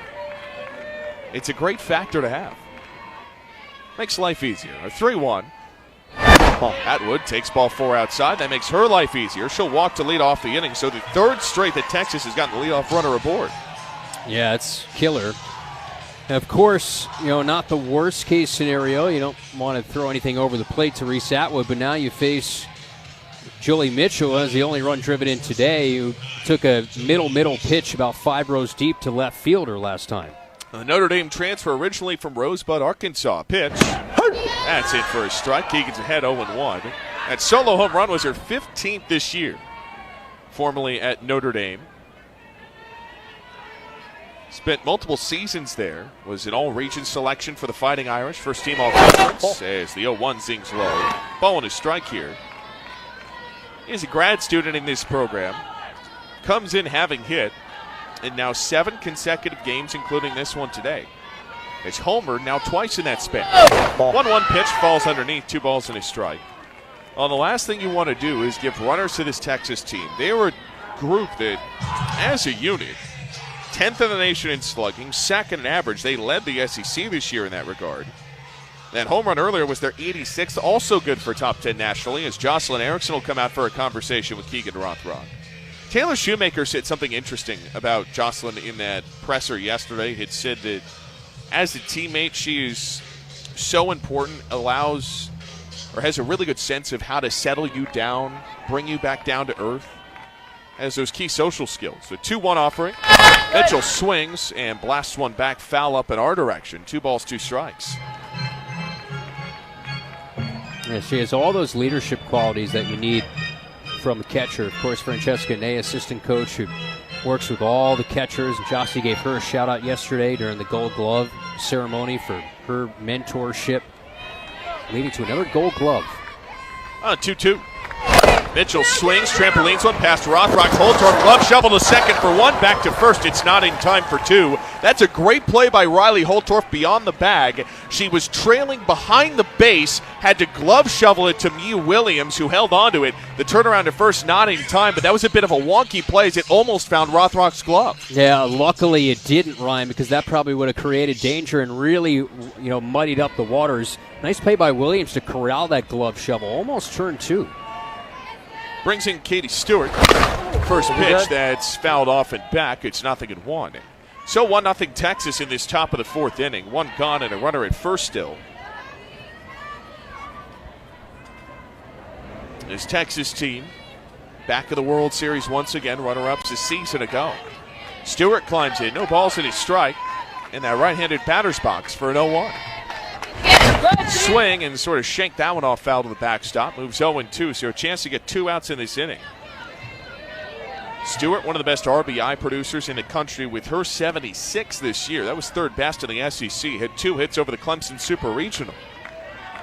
Rothrock deals an 0-2. Stewart swings, grounds one out to short. Holtorf will go the routine way and get the out. Interesting decision because she had the short throw to second.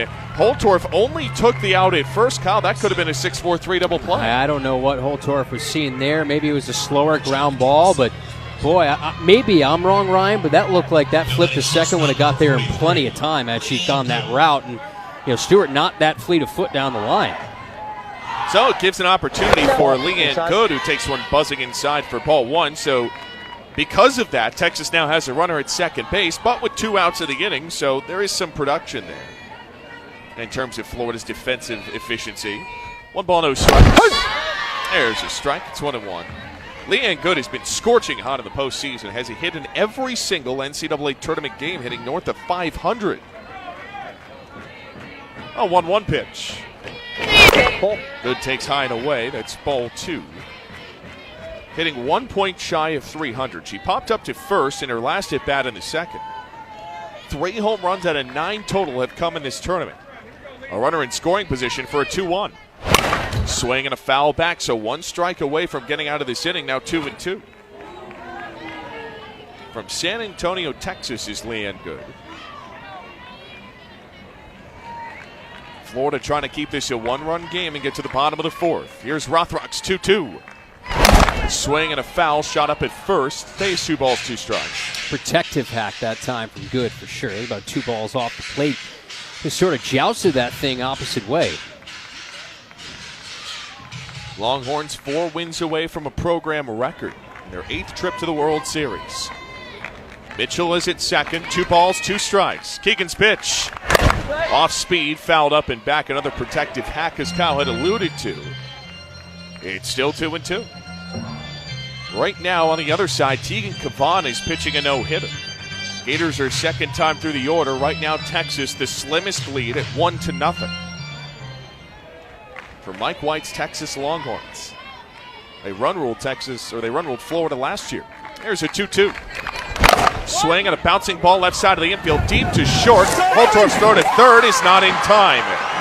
It looked to me like the timing was on. I'm guessing the foot beat her there. Looking back on it at a second look, Cahalan tried to apply the tag, and the foot of Jolie Mitchell beat her there. So that's another impact play from the Texas Longhorns. And with a look down the third base line, that's a no-doubter. Runners on the corners on the fielder's choice once again. Yeah, Tim Walton won't challenge. We'll just go out to talk to the infield. And again, that's the only play at that point in time from Riley Holtorf. There was no play that would have been had at first base. But if you go and get that force on the last ground ball, you're not talking about a runner at third base here in this spot. And you can go and on that ground ball get that final out at second base. So somewhat of a defensive misjudgment there. 2 ground balls back there from Riley Holtorf, electing to just get that runner at first base.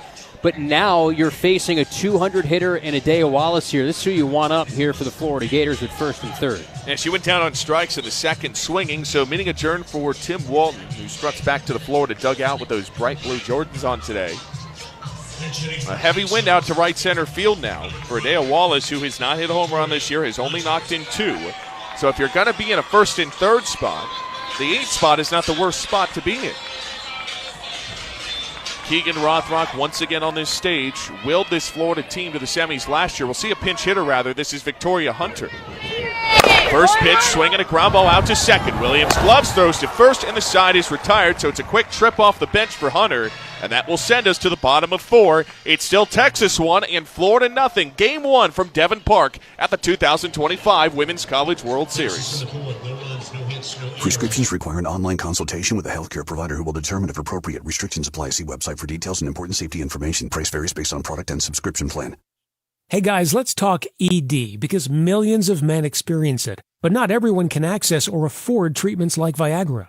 Well, Hims can help. Through Hims.com, you can get a full range of treatment options for ED, including daily or as-needed meds through a 100% online process. It all starts with an online intake form. Get started at hims.com/radio, and from there, a medical provider licensed in your state will determine if ED treatment is right for you. If prescribed, your medication is shipped to you for free. Find the ED treatment that fits your needs with options up to 95% less than the brand names. Millions of men experience ED, but Hims can help. To start your free online visit and save up to 95%, go to hims.com/radio. That's hims.com/radio for your free online visit. HIMS.com/RADIO. You're listening to University of Florida softball in the Women's College World Series. Now back to Oklahoma City.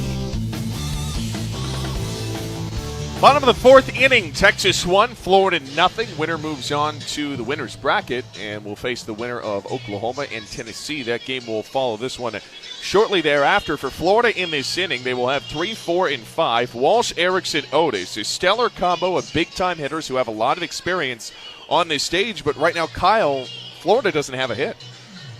Yeah, it's going to start now with Reagan Walsh coming to the plate.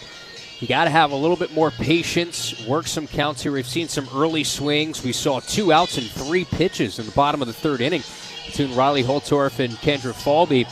Well, this is a lineup that can get hot in a flash. You hope maybe this has a similar trend to Game 3 of the Super Regionals against Georgia when the Gators kicked it into another gear and it took until the 5th inning. Well, let's go an inning earlier today. Let's see if the Gators can kick this into gear with a good part of their lineup in the bottom of the 4th with the heart of it, 3, 4, and 5 against Cavan. Reagan Walsh in the Women's College World Series last year, 7 for 14, 7 RBI, 2 home runs. She is somebody that can show up in a big, big way for this Florida team. The second best RBI producer in school history. She's hitting .452 in her last 10. She'll stand in the right-handed batter's box as we get ready to get started. I think we're waiting for our friends on TV. Tegan Cavan toes the rubber, second time through this lineup. Here's the first to the righty Reagan. Walsh takes way outside in the other batter's box. It's ball 1. Texas 1, Florida nothing. Texas has gotten the better of Florida in each of their meetings on this stage. 3rd ever meeting between these two in Oklahoma City. There's a 1-0. Walsh swings and slashes one foul in the on-deck circle Florida's side. It's 1-1. Longhorns have outscored the Gators 13-0 over the course of those prior 12 innings. Was it 10-0 run rule loss last year to the Longhorns? They also won in 2013 3-0. Florida's never scored a run against Texas in Oklahoma City. There's a 1-1. Walsh swings off the instep foul at 3rd, 1-2. Every time Reagan Walsh swings, it just feels like that thing could go 350 feet. She never gets cheated when she takes a swing, and that's why she has such incredible power with 14 home runs this year. Grounded out 1-3 in her first trip. 1 ball, 2 strikes. Here's the toss. Walsh went around. That's strike 3. Kind of a halfway hack. Reagan got fooled. It's the first strikeout today for Tegan Cavan. There's 1 out in the 4th. Yeah, caught in between. Call that a sword there for Reagan Walsh. Pitch that was leaking, probably a ball off the plate. And an indecisive swing. Reagan Walsh clearly was looking for something else. So 1-0 Longhorns in the home 4th. Brings in Jocelyn Erickson. The first. Erickson a long step at his strike. It's 0-1. So Texas 1, Florida nothing. Texas 1 run on 2 hits, no errors. Gators triple zeros across the runs, hits, errors column. A 2-time Gold Glover up at the plate. The Oklahoma transfer. As an 0-1 is zinged in the air on a pop-up out to short. Good away for it. Come 3 steps underneath it, make a 2-handed catch, and there's 2 down in this 4th. So here's the future pro, Corby Otis. Hitting at 5th in this lineup today. He's back up just a tad. Had 2 hits over the Texas series, both coming in that first game. Average has been down a bit, but Corby still continues to find ways on base with 50 walks this year. First pitch. Otis takes a strike on the outside corner, 0-1. Texas a 1-run lead on a solo blast in the 2nd. That came off the bat of Jolie Mitchell. Corkscrew open stance for Otis. Stands deep in the righty box for an 0-1 from Cavan. Ball. Otis he'll take downstairs. Ball and a strike. He's had a couple of doubles over the NCAA tournament. He's hit 300. Average steadily climbing up since the month of March.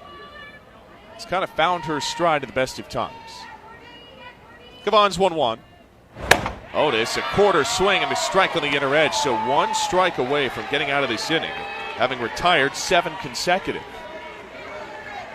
Cavan is in a groove. There's no 2 ways about it. On the biggest stage, she has been dialed in. She'll dispatch a 1-2. Otis swings and rips one off the glove of Mitchell, rolls down the right field line. Florida's got a base runner on what should be their first hit of the game, and it is officially. Corby Otis breaks up the no-hitter with a 2-out single in the 4th. Yeah, it smoked that thing off the glove of Mitchell, just leaning over to her left. Not sure how much of the glove that hit. It definitely glanced off the glove, but Otis smoked that thing. It was a low-skimming line drive, and Mitchell just had a late reaction. Ava Brown's 2nd most home runs on the team in their last 10, so that breaks up the no-hit. Here's Cavan's first to Brown. Timing mechanism on. It's low and out for ball 1. Texas by a run in this bottom of the 4th inning. 2 gone. We talked so much about situational hitting. As time will be called, as Florida will have a chance to chat about it. Mia Williams, Ava Brown, Corby Otis will all come and circle in as Texas wants a word with its battery exclusively. Mike White is out there to have a conversation at Devon Park here. So, Kyle, one big swing here could turn this game inside out, and we've seen how fast a game can turn on its head. This Florida team, we've talked about the resiliency all year. This can be a moment where you can sort of break some of those woes in situational spots. Well, it's a team that's hit 107 home runs, so you're just waiting for them to connect on one big swing. The thing really flies out of here. And, you know, it's almost like that Georgia-Florida game in reverse as to Game 3. The Gators had that 1-0 lead, and it was sort of uneasy for the Gators, but see if Florida can break out here. Like you said, just one big swing is needed here. Timing mechanism on for Brown. Otis at first, ready to run. A 1-0. Ball inside. And the meeting cannot produce a strike. It's inside for ball 2. Ava Brown, a third-team all-region selection, had one hit in the Texas series in the regular season. 3 of her 11 home runs have come in the tournament. A 2-0. Brown takes high and out. That's ball 3. And the Gators in the Super Regional, Ryan, were 14 of 33 with 2 outs. That's 424. So can they recreate that? It's 17 of their 30 RBI in the Regional that came with 2 outs. Maybe some of that same magic. There's a 3-0 from Kavan. Brown will take a get-me-over strike on the inner half. It's 3-1. A Montgomery, Texas native. In conference was only a 250 hitter. Has really picked it up a bit as of late. The team's official sunflower maker for Sunflower Saturdays. There's a 3-1 sent in.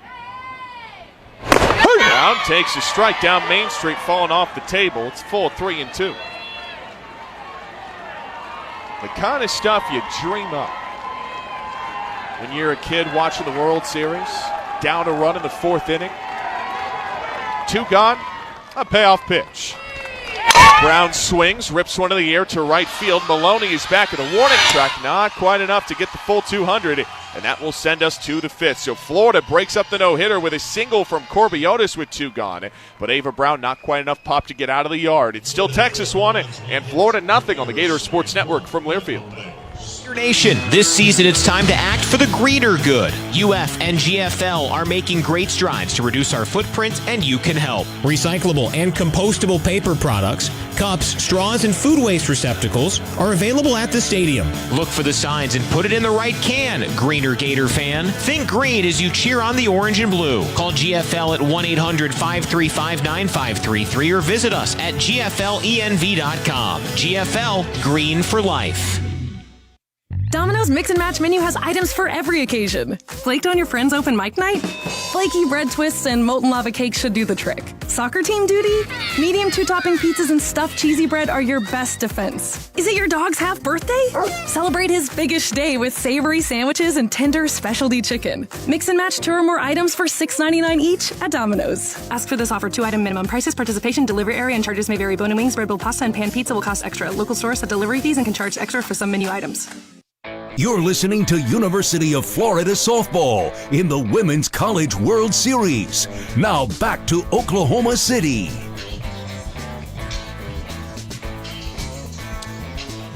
Make our way to the top of 5. It's 1-0 Texas here on a beautiful day in Oklahoma City, and it's a wonderful day as well because it is Kyle Crooks' birthday. He's very bashful and shy about it, but we're all celebrating a day that is dedicated to Mr. Kyle Crooks, who has been such a great broadcaster to work alongside, and hopefully he can bring some magic here offensively for Florida down a run, going down the stretch of Game 1 of the World Series. But no matter how this one turns out, happy birthday, Kyle.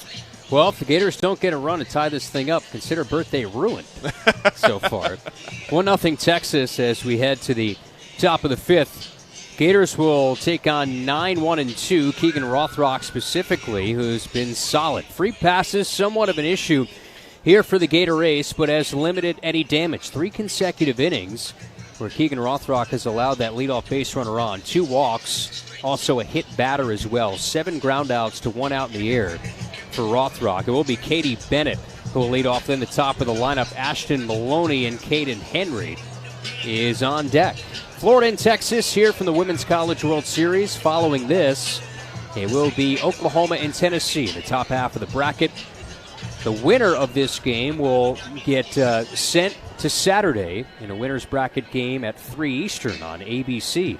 The loser will play tomorrow against the loser of Oklahoma and Tennessee in an elimination game at 7 Eastern. Yeah, quite an unenviable position for whoever ends up in that elimination game. Right on left. First one to Katie Bennett is in the basement low, ball one. Second straight appearance in the World Series for both of these teams. Longhorns runner-up last year. 1-0. Swing, a jam job on the ground to short. Holtorf's got it upright to first, and there's one away. So one gone, and that breaks up that streak of 3 consecutive innings with the leadoff base runner on. And top of the lineup now, Ashton Maloney to the plate. Yeah, for Texas, it's just finding ways to utilize and get runners on base. First one to the lefty slapper is chopped on 2 bounces short. Holtorf again, a one-hopper, gets away from Walsh. Doesn't scurry away enough. That'll be an E6 on the throw. Well, that's a killer. And we'll see if they officially call that an error on Riley Holtorf. Maloney sent a 2-bouncer to short. Holtorf fielded it cleanly, but then just had the yips on the throw, sent a one-hopper to first. Yeah, that's one that you got to have if you're Riley Holtorf, just a little bit offline, couldn't be picked out by Reagan Walsh. A tough play, and because of the miscue, now Texas has runners, as we said. And it will be an E6. First pitch to Caden Henry. Lefty swinger is swung through for strike one. Holtorf, that's her 11th error on the season.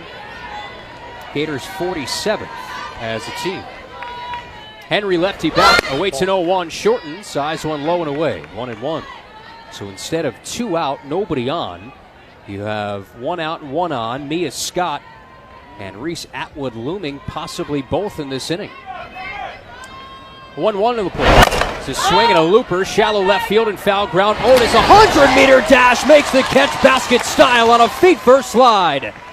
Otis had to go a long way to make that catch in foul ground, right in front of those words that read, "The greatest show on dirt." And Otis is part of that. And that's what you love about Corby Otis. She just missed a similar catch earlier in this game. This time racing in on a right foot first slide, makes an incredible grab. Here's now Mia Scott. Left-handed hitter takes an off-speed strike down the middle. Otis came in basket style to make that catch on a feet first slide and foul left. Maloney at first, and 0-1 to Scott. Right down the middle, knifes the plate. 0-2. 70 miles an hour from Rothrock. 1-0 Texas leads. Top 5. 2 outs, runner at first. Rothrock spins the arm on an 0-2. Ball low and away. 1 ball, 2 strikes. Texas, their lone run coming on a leadoff home run in the second from Jolie Mitchell. Gators only 1 hit coming in the last half inning from Corby Otis. Rockin' pitch. Scott swings, sloops one over third, a fair ball, cut off by Otis in front of the chalk. Throws into the cutoff, and now danger as Reese Atwood will get an at-bat here in the 5th. Yeah, this is a really tough spot because you don't want to load the bases for Jolie Mitchell, who had the solo home run earlier in this game. Because of that error, it could have been a 1-2-3 inning. Instead, now 2 runners with 2 outs for Texas. Atwood has struck out and walked on 5 pitches. First and second, 1-0 Longhorns, top 5. A lot of speed on here for the Burnt Orange. First pitch, right down the middle, right at the knees, 0-1. Wind still whipping out towards right field. That one coming in at 70, right at the knees. Slight bend of the knees for Atwood on an 0-1 pitch. Down. Just down, as you heard Marty Abishian, our home plate umpire, describe to you 1-1. A win today for Texas would even up their all-time record in this event. Beat Stanford a couple times last year. Nyjah Kennedy here at the World Series. 1-1 low and inside as Erickson throws to the shortstop. Not even to the bag, through to Holtorf, essentially at straightaway shortstop, just to put the fear into Ashton Maloney at second base, not to get too much on that secondary lead. 2-1 to the plate. Out in front of a changeup, 2-2. So Rothrock utilizing that changeup a little bit more. And Atwood looking for something much different. As you go back to it here on 2-2 as Atwood calls for time. two of the best this sport have to offer. You'll see a lot of those matchups here over the next handful of days here at the World Series. The 2-2 with two gone is up high, full count. One pitch away from loading the bases. Jolie Mitchell with her solo home run is on deck. Runners will get a jump for Texas with first and second, up 1-0 in the fifth. And a payoff. Right down the middle. Reese Atwood down looking. A clutch Keegan Kay leaves two for the Longhorns. Can the Gators utilize this momentum on the flip side? Trail 1-0. They have Williams, Cahalan, Holtorf. That's 7, 8, and 9. Two up in the home fifth. Still 1-0 Texas at the World Series. To upgrade your ride? Are you done with high car payments or dealing with the car dealer finance guy? So when you're ready, we're ready too. At Radiant Credit Union, our special limited time flash sale on auto loan rates means great low rates, flexible terms, and lower payments for you. So when you're ready to go farther, drive better, or just ride in peace, we're ready to get you there. Apply now at radiantcu.org or visit a Radiant branch today. But hurry, this flash sale ends June 3rd. Radiant Credit Union, federally insured by NCUA. Fresh Florida watermelon. When they say don't play with your food, they're not talking about fresh Florida watermelon. Built for fun, this mouth-watering powerhouse is perfect for backyard barbecues. It's the snack table all-star that always brings its A-game, one delicious bite at a time. When it comes to picking your picnic lineup, select the summertime legend. Pick Florida watermelon. To see what Florida watermelon can do for you, visit freshfromflorida.com today. You're listening to University of Florida softball in the Women's College World Series. Now back to Oklahoma City.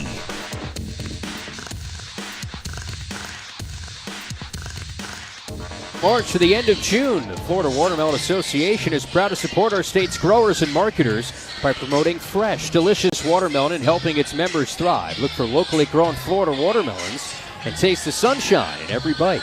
Texas 1, Florida 0. Bottom of the fifth inning, the Gators have just one hit against Tegan Cavan. Against Texas, who has 3 hits so far. They left 2 in the last inning. And Keegan, perhaps her biggest strikeout of the season, pending the result of this one. Her 4th K of Reese Atwood, one of the best power hitters in the country, with first and second and 2 out, and got Atwood down looking. So now in this inning, as the Gators start to run out of outs, start to count things here, Florida, the home team at the World Series today, will be Mia Williams, Kenley Cahalan, and Riley Holtorf all due up. And this is the second go-around for this lineup against Tegan Cavan.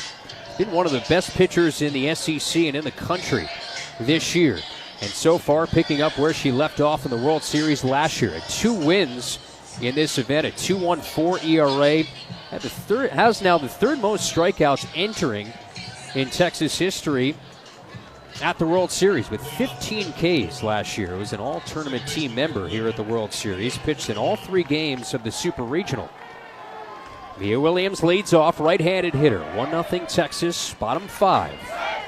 First pitch, ball out, swerves outside, ball 1. Perhaps a leadoff base runner. A man can hope. The Gators have yet to do that in their first 4 innings. Gator fan base trying to fire him up, get the offense going. 1-0. Check swing. That one steers inside, ball 2. Williams is 0 for 1 today. Reached on a fielder's choice and a bouncer back to the circle. Outfield, medium depth, swung a little bit to the left. Wind still whipping out towards right field. On a right-on-right, 2-0. Up high, ball 3. Cavan, the sophomore. Wonder how she continues to deal with the pressure. Came in 33 strikeouts to 8 walks here in the NCAA tournament. Has a 3-0 count to Williams. Here it is. Get me over, strike down the chute. 3-1. Cavan, you look at her start so far. 4 innings, 2 walks to 1 strikeout. That 1K was to Walsh in the last inning. That was to lead it off. Hitters count on 3-1. Change up, bounce to third. 2 ops, glove by Scott. Deep at third, and it's picked out at first base by Mitchell. It's a slow bouncer, and Scott had to backpedal for it and throw across a 1-hopper dug out by Mitchell for the opening out. Yeah, Mia Williams down 5-3 here, but that was a good at-bat. Worked ahead, forced Kavan to throw her strikes. Florida has to keep gathering data on Tegan Kavan, someone who's been very efficient. Only 66 pitches here in the fifth. 1-0 Texas, one out, bottom five. Here's Kenley Cahalan. Lefty bat, swings through a changeup. Well out in front, 0-1. Cahalan lined out softly to center her first time. They have her played fairly shallow once again with Caden Henry. And one swing could tie it. 0-1. Ball out. Outside. Sizzles the mitt for ball one. Riley Holtorf looms on deck. That one at 68 from Kavan. Lives in similar territory to Keegan Rothrock on the radar gun. Corners in for the lefty bat. 1-1. Ball. In the other batter's box, and Cahalan ahead in the count, 2-1. A lot that Cahalan had to go through this year with a position switch, brand new program.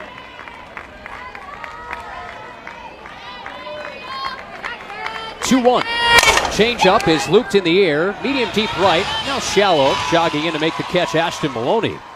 And there's quickly 2 outs. You know, you've seen Florida this second time through the order start to make some better contact. You think back to the single from Otis that was really hard hit off Mitchell's glove. That time Cahalan, you know, with the wind, yeah, sure, it was still a fly ball, but ultimately I think that was some pretty decent contact from Kenley in that at-bat. 2 gone, bases empty, 1-0 Texas, home fifth. Riley Holtorf to the plate. Ready bat, first pitch is a strike.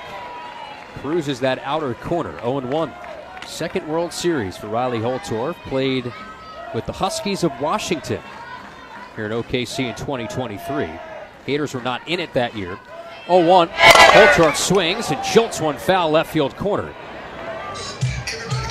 We get a similar trend to Game 3 of the Super Regionals. Riley Holtorf coming through with a 5th inning home run. Home run here would tie the game.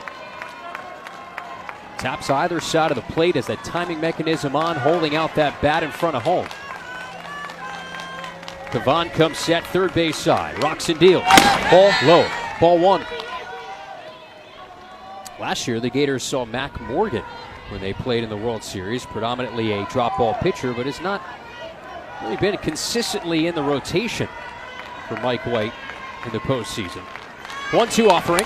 Changeup is bounced at third, stays fair on the backhand, and Scott throws across and the inning is over. Gators go down quickly and quietly once again, just one hit through 5 innings. And Florida, 7, 8, 9 goes down to 1, 2, 3. 5 complete, Texas still in the lead, in front, 1-0. When you think of great tasting hickory smoked sausage, you think of Conecuh Sausage. Upgrade your tailgate and your taste buds with the highest quality meats and seasonings guaranteed to make your game day savory with the flavor that's been favored for over 75 years. However you choose to chomp on, you know with Conecuh Sausage you're getting true Southern flavor since 1947. Conecuh Sausage, proud partner of the Florida Gators. Hi there, I'm Coach Steve Spurrier and a proud Campus USA Credit Union member. This year, Campus USA is celebrating their 90th birthday.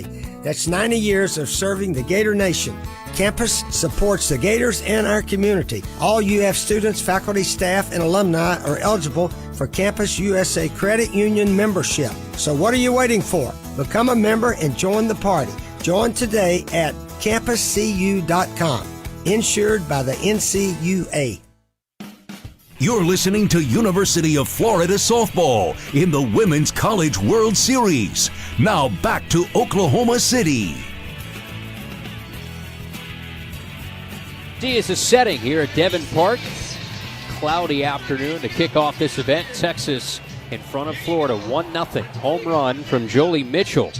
That came all the way back to lead off the second inning against Keegan Rothrock. Keegan will go back to work here. The Gators just one hit today against Tegan Kavan. Meanwhile, at times, Rothrock has danced with danger. Texas has left 6 on in this game. Florida, not quite the traffic on the bases that they had become accustomed to. They've left 3 today. The good news is here, Ryan, if Keegan throws up another 0, you got the top of your lineup coming up in the 6th inning.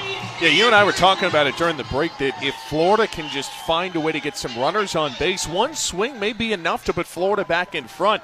And you've got Taylor Shoemaker due up in the 6th inning, but you need to keep this within a one-run game. The good news is Reese Atwood dispatched for the final strikeout of that prior inning. Theoretically, you could avoid seeing her the rest of this game if you're perfect. Now, Keegan Rothrock, we've seen her work into some traffic, as you said. But ultimately, the task at hand, just keep this in striking distance. Look, keep this in perspective. Texas, this offense that hits at their clip, only has a run on 3 hits. So this is a pitcher's duel through and through. You just got to buckle down and find a way to scratch runs. Sort of, in a way, living up to the expectation, even with these two incredible offenses. Jolie Mitchell, right-handed hitter, takes the first one low and inside. Ball 1. Jolie Mitchell, a 24-year-old, 6th-year senior. They call her Mima because of her veteran leadership. Grandma on the team, 1-0, change up low, 2 balls, no strikes. Former member of Notre Dame. She's had a great season. That home run in the second was her 15th, second of the NCAA tournament. A 2-0 to the plate. And that's a strikeout or paint, 2-1 now. The other home run that Mitchell had hit was in the regional. It was a grand slam against Michigan. Texas made quick work of the regional field. 2-1. Swinging a high fly, deep right center. Falby goes back to the wall, leaps. Oh, did she get it? No, she slams her fist to the dirt. It's a home run for Jolie Mitchell. It hit the glove of Falby on a leap, but it just goes over the wall for a 2-homer game for Mitchell, and it's 2-0 Texas. 238 feet left the yard at 71 miles an hour to right center, and Falby almost with a top play on SportsCenter Top 10 instead. It's a Texas 2-0 lead. Yeah, it's a pitch. It's pretty similar to the last one she hit. This time just a little more outside and goes opposite way this time. Falby gave it a good chase. She was right at the wall, extending her glove over, maybe just about 6 inches too long for her webbing. Here's Katie Stewart. First pitch in the dirt. Well, how about that? Both runs, lead-off solo home runs from Jolie Mitchell. It's just... didn't expect that. 1-0. Late swing and miss from Stewart, 1-1.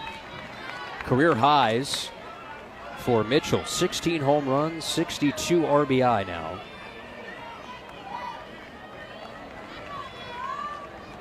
One to Stewart. Inside, 2-1. Makes the task a little bit harder now for Florida against Tegan Cavant, down 2-0. Double elimination tournament. You lose today, you're not quite done yet. 2-1. Outside, ball 3. Curveball off the plate. Gators have all their pitchers right now huddled in the left field corner behind the fence. Ava Brown also is out there. 3-1. Swinging a pop-up off of first. Reagan Walsh watches that land onto the concrete in front of the first row of seats, first base side. 3-2. Solo home run to lead off the inning from Jolie Mitchell out to right center field in front of those bleachers. Just a few inches outside the webbing of Kendra Falby. Payoff pitch. Swinging a ball smoked in the air, deep right field. Shoemaker turns, home run. Back-to-back solo homers. This from Katie Stewart, opposite way, about 3 rows up, and it's 3-0 Texas with 2 in the 6th inning.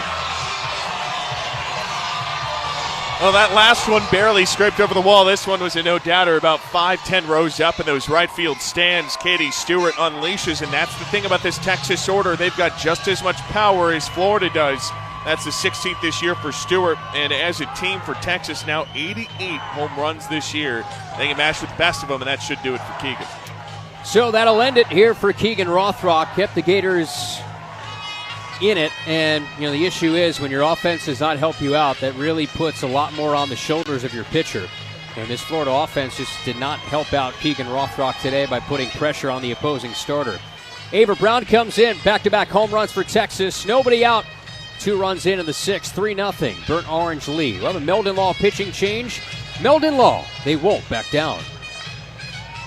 Gator Nation, this season it's time to act for the greater good. UF and GFL are making great strides to reduce our footprint, and you can help. Recyclable and compostable paper products, cups, straws, and food waste receptacles are available at the stadium. Look for the signs and put it in the right can, Greener Gator fan. Think green as you cheer on the orange and blue. Call GFL at 1-800-535-9533 or visit us at gflenv.com. GFL, green for life.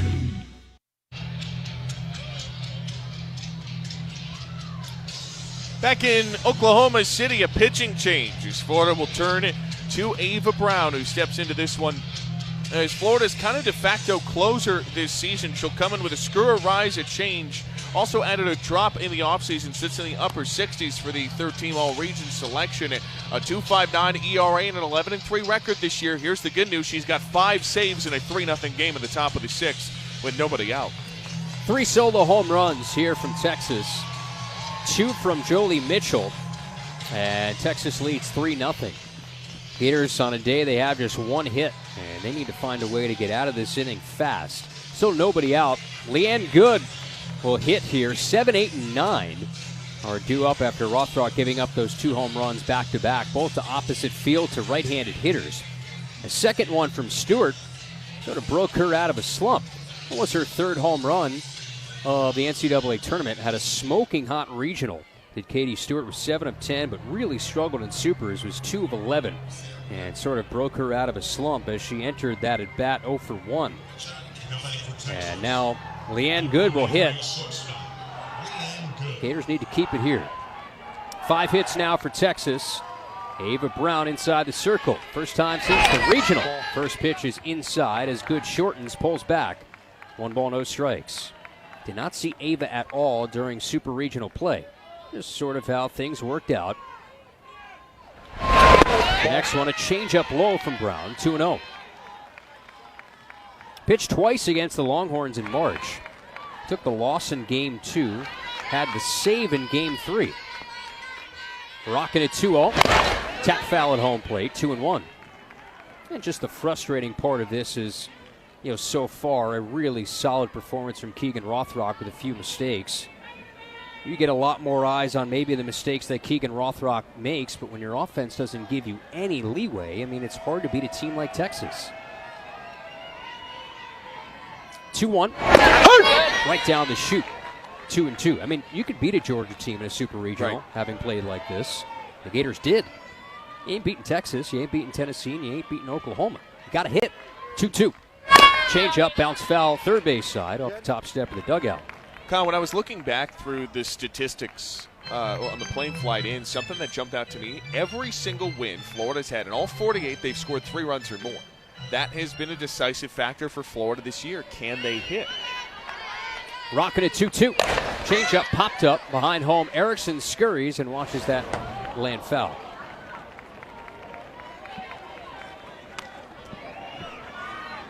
And a number that you don't like. The Gators trailing after 4, 5, and 6 innings. They have never won a game this year. 2-2.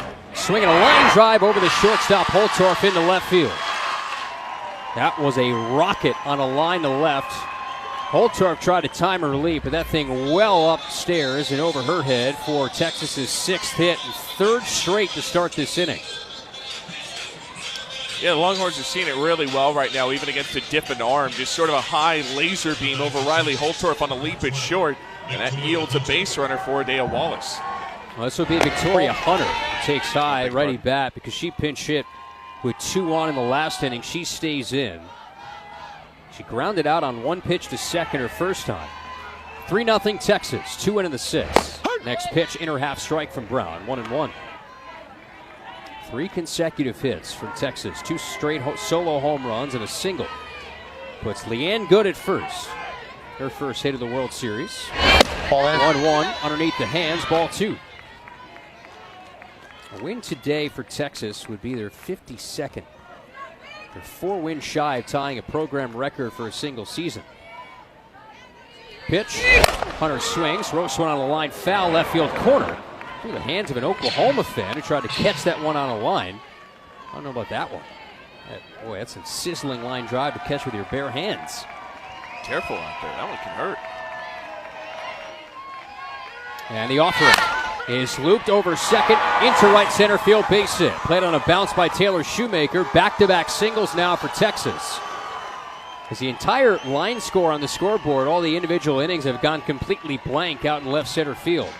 On a day that started with a long second base bag delay. Yeah, I said that correct.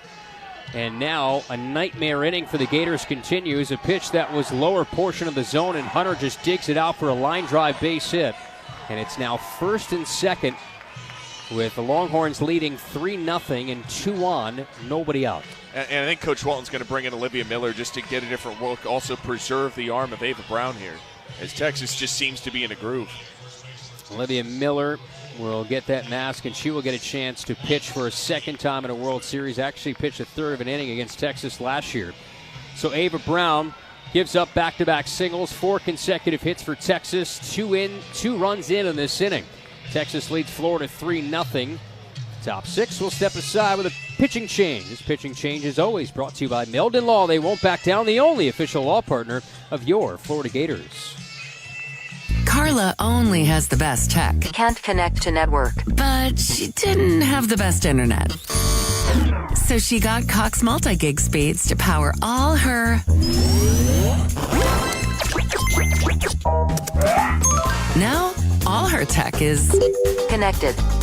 Give your tech the speed it deserves. Get our top-tier internet with Cox multi-gig. 2 gig download speeds, individual speeds vary. See Cox.com for details.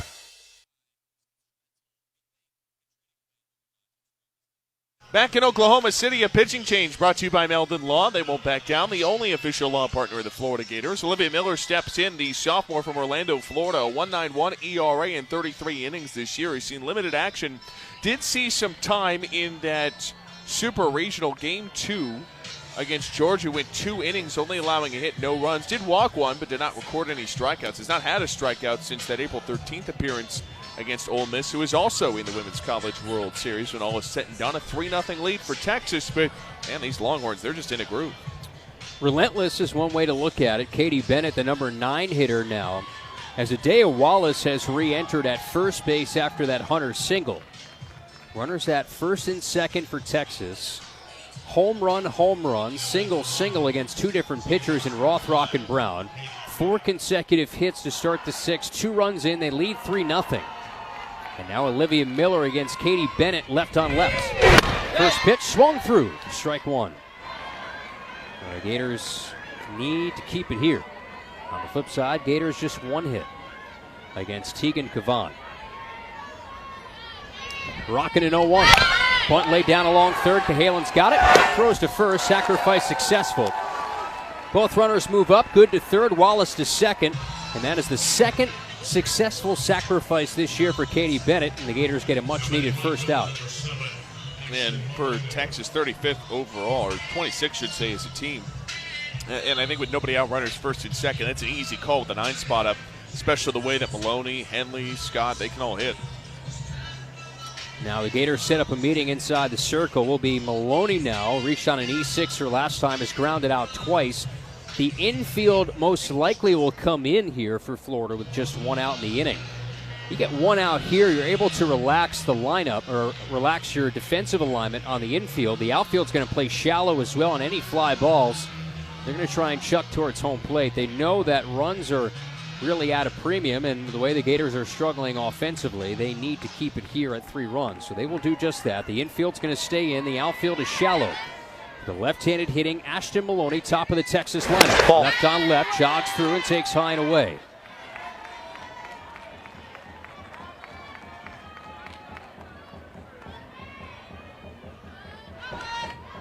Maloney, the redshirt junior, awaits a 1-0. That hitter tried to check her swing. Thought maybe that might have clipped the bat, but instead, I think Tim Walton might want to look at this. I think it's worth it. The Gators have not used one of their 2 coaches' challenges. They also made sure to appeal down to third. I don't think he's going to challenge. Maybe he just wanted some sort of appeal to third base. So now the bases are loaded. Infield's going to stay in here for Caden Henry. It's a really tough spot to be in. Texas a chance to just rip this game wide open, and you've got some of your best boppers coming up. Yeah, this is worst-case scenario. 3-0 Texas, 1 out in the inning.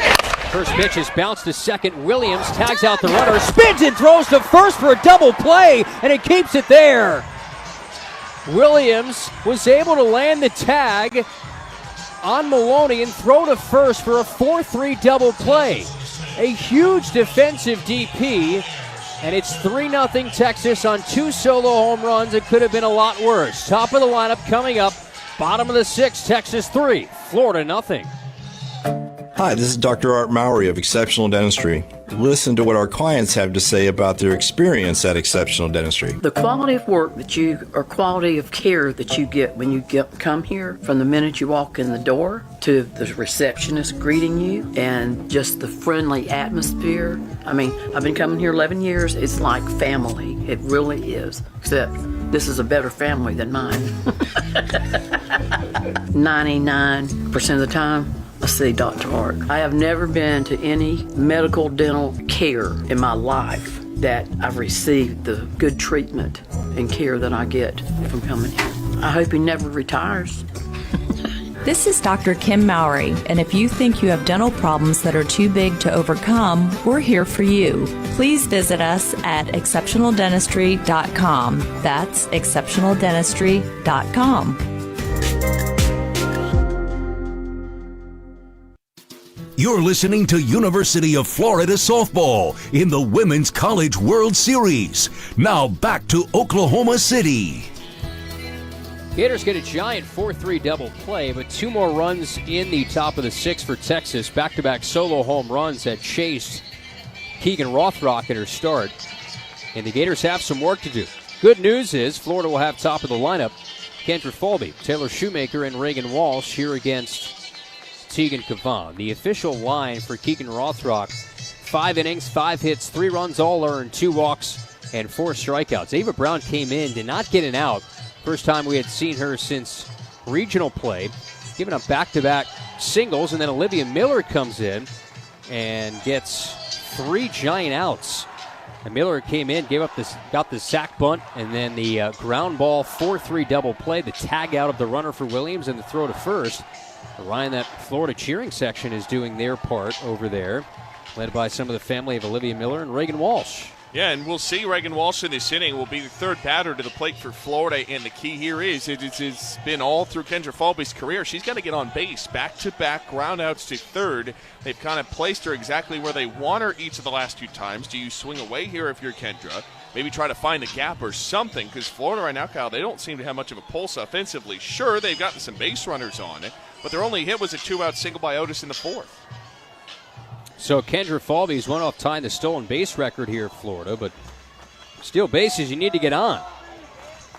Most hits of any active Division I player. Just grounded out to 3rd twice. Well, this has got to be the inning here. Corners are in here for the lefty slapper. Right on left. First pitch sizzles outside. 433 hitter coming in. Team captain. Gold Glover, 2nd straight year. Awaits a 1-0. Take a strike outer corner. At 68 from Cavan, who looks to go the distance today for the 15th time. The all burnt orange uniform. Gators in the all white. 1-1 offering. Falby swings and hoists one back and left for strike 2. 337 career hits. He scored the 2nd most runs in Florida history. 2 off that record. 90 hits this season. 4th most in a single year. That's a career high. 91 here would be huge. 1-2 from Cavan.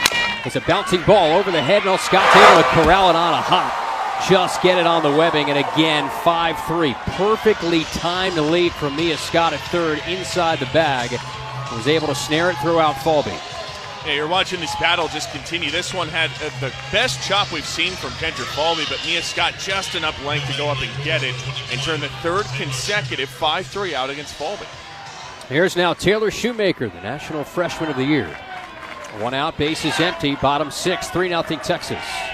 First pitch, Change up low. Traffic. Traffic is the word that you need here, and the Gators had so much of it this past weekend.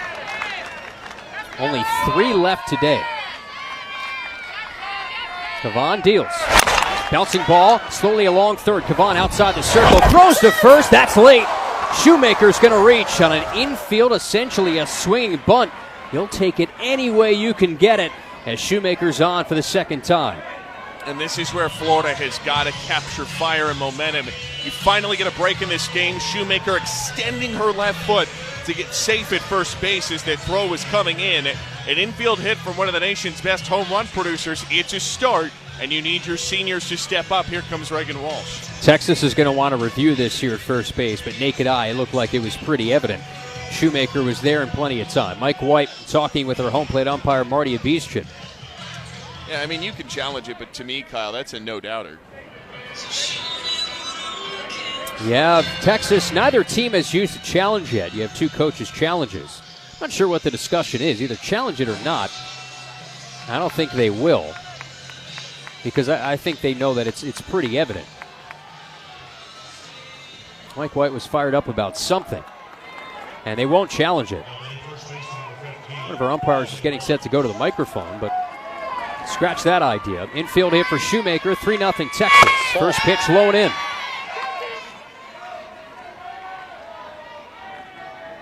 Gators just second hit. First career World Series hit for Taylor Shoemaker. 1-0. Change up high and away. And somebody who this year has made her living hitting home runs, ironically enough, her first World Series hit came about 5 feet away from home plate. Taylor Shoemaker. Walsh is 0 for 2, is struck out. Homer twice in the World Series last year. A 2-0. Swinging a ground ball rake to short. Goods got it, goes to second for 1, turn to first, double play. That's a bone-crushing 6-4-3 DP. The inning is over. Infield, 1-out single, fails to bloom, and the Gators throw up another 0. And Tegan Kavan and the Longhorns 3 outs away. Gators get a hit in the frame, no runs, leave 1. We head to the 7th, 3-0 Texas.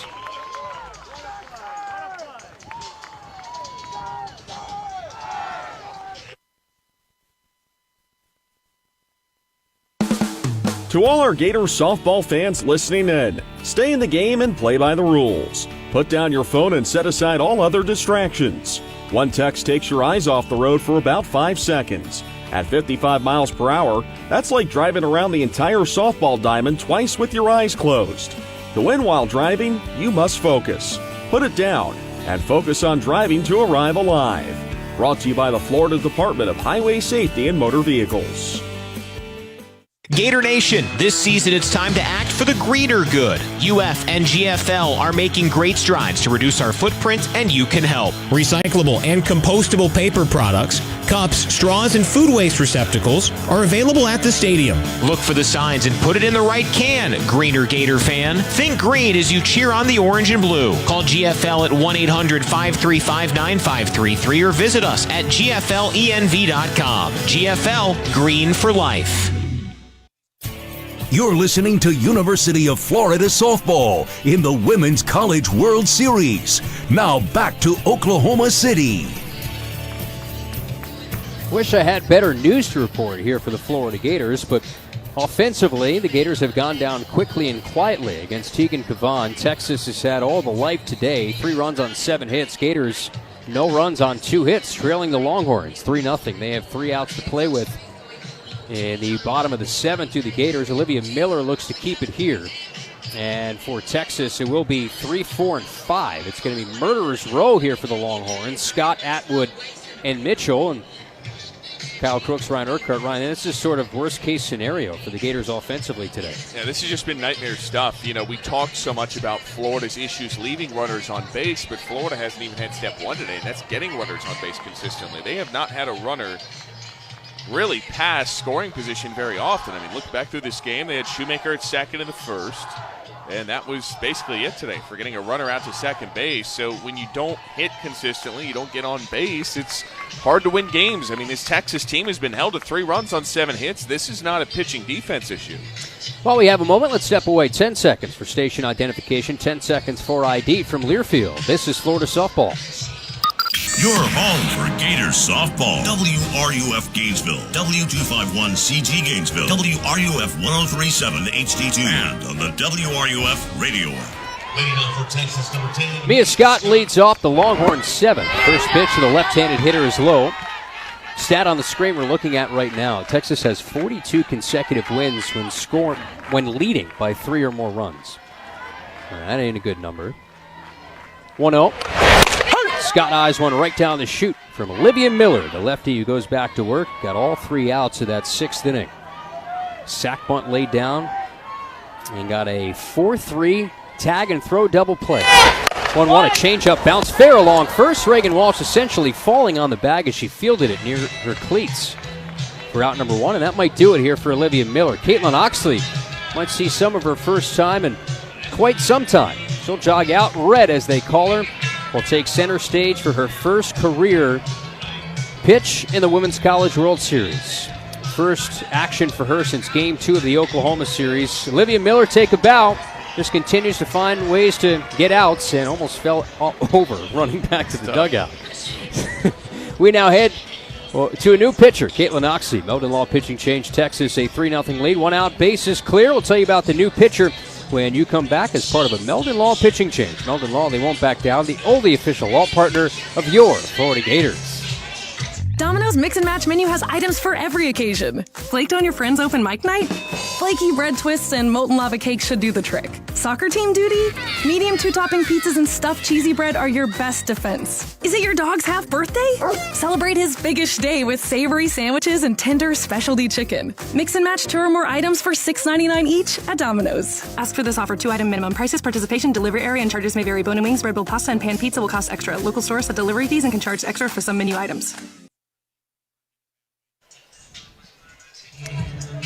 Meldon Law pitching changes. Here comes Red Oxley into the circle. Some of her first innings since late in the season. First in the month of May for the righty out of Bartow, Florida. Only a freshman. Last pitch against Oklahoma. That was on May 2nd. Pitched an inning, only allowing a hit. Steps into this game, a 3-0 Texas lead with an ERA of 2.59 in 73 innings. Has struck out 44 and walked 36. They're going to need Red to step up and keep this in striking distance for a potential bottom of the 7th. That'll see 4, 5, and 6. So Oxley, it's been a while. And Red will throw a first pitch of her career at the World Series against one of the best, Reese Atwood. First one, rips over the inner half. Strike 1.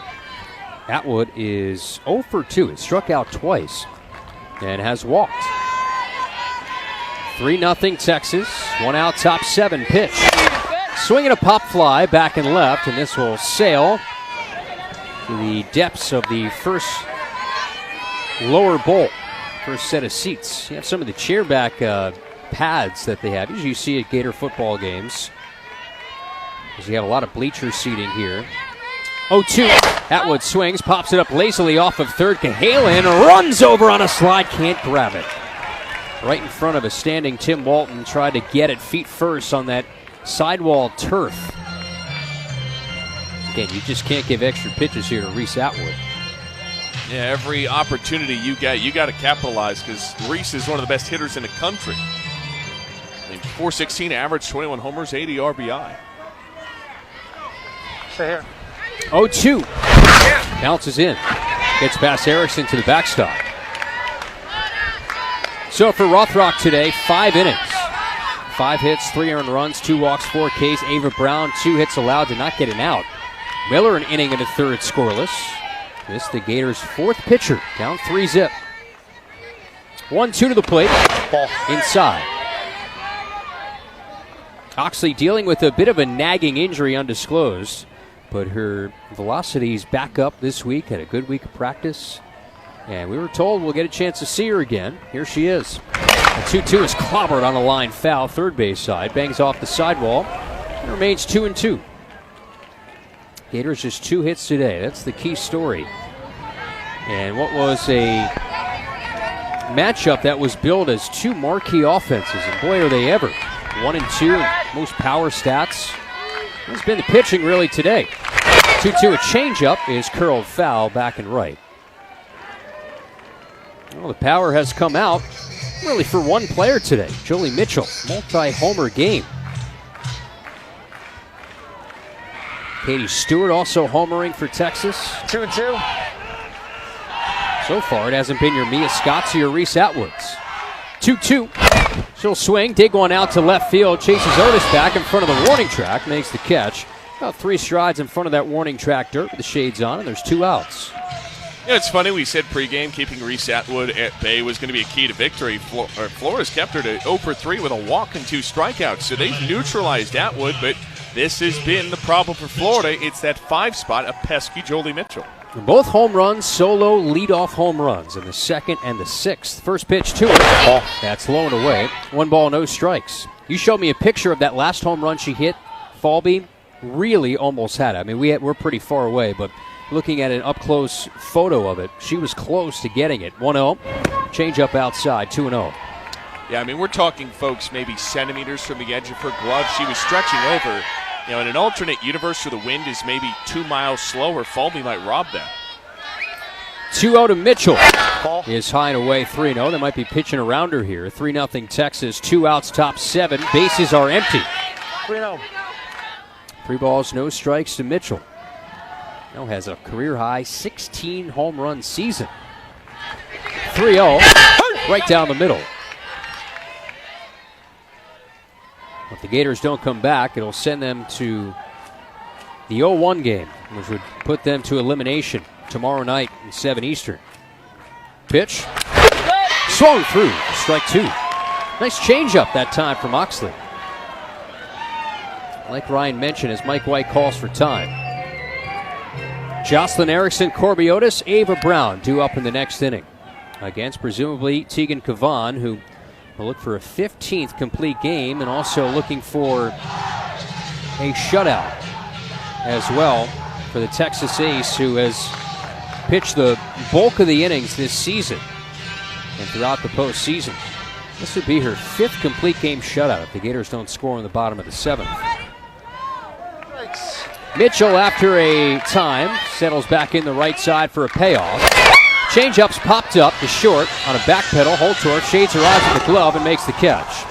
Gators have 3 outs to play with, so a combination of Miller and Oxley sits down 3, 4, and 5, 1, 2, 3. It's still Texas 3, Florida nothing. Last chance at dance, day 1 of the World Series for the Orange and Blue. Carla only has the best tech. Can't connect to network. But she didn't have the best internet. So she got Cox multi-gig speeds to power all her... Now, all her tech is... connected. Give your tech the speed it deserves.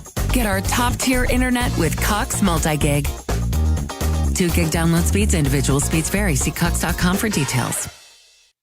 Chemical Dynamics has been providing crop nutrient solutions to farmers for over 50 years. As a family-owned and operated business, we are committed to providing high-quality products and extraordinary service for our customers. Our range of products, competitive prices, and expert technical support is proof that our business is to help you grow. To learn more, visit www.chemicaldynamics.com.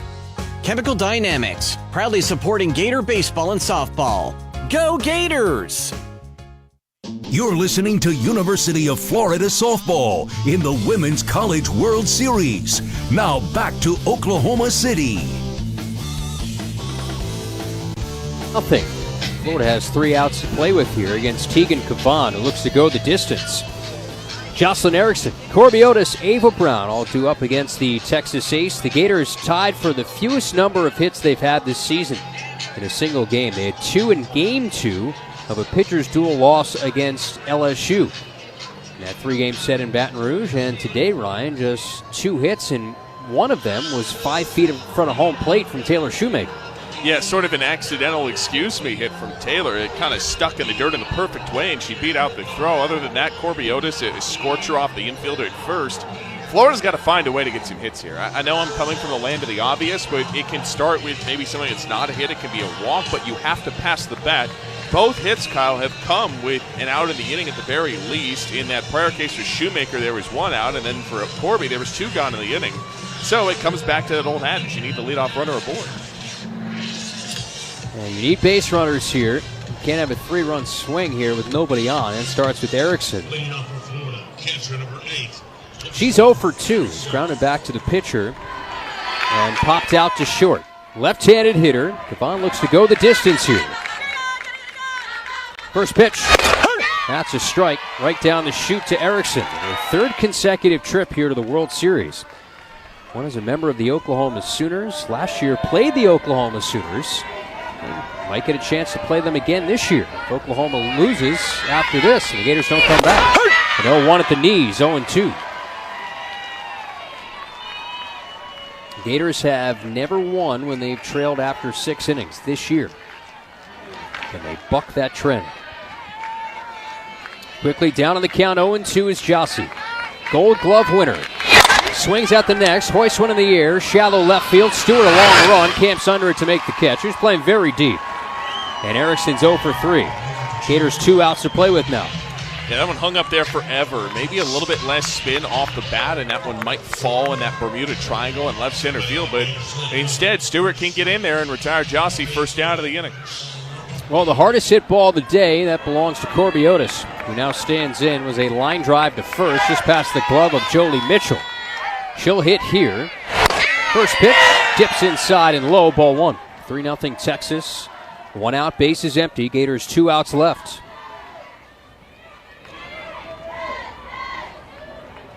They can't come back. Tomorrow, 7 Eastern for an elimination game. 1-0. Right down the middle, 1-1. And it's just at the worst possible time your offense has gone cold. That's life, that's this sport. It's hard to predict it. Kavon unleashes home. Low and inside, ball 2. Ava Brown looms on deck. Mia Williams in the hole if either one of those get on. And Otis and Brown. Cloud cover dominates overhead. Wind still whipping out towards right field. 2-1. Change up high and away, ball 3. One thing about Tim Walton teams, they fight to the bitter end.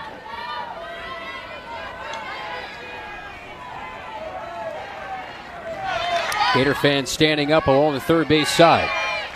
Kavon at the ready, 3-1. Pops the mitt, outer half, 3-2. We've seen a hefty number of 3-ball counts here from Tegan Kavon, but has been able to battle back often in this start. Comes set and fires a payoff. Foul, back right in front of us, rolls up the screen, just to our right, and remains full to Corbs. Just 2 walks today for Tegan Kavon. I just combined Keegan Rothrock and Tegan Kavon. That'd be an ultimate pitcher right there. I tell you what, that'd be one scary pitcher. Has not hit a batter, so just those 2 free passes. 10 outs on the ground to 7 in the air, along with 1 strikeout. Comes set, payoff part 2. Swing and a lazy pop fly off to the right, and this will angle foul. 2 rows deep.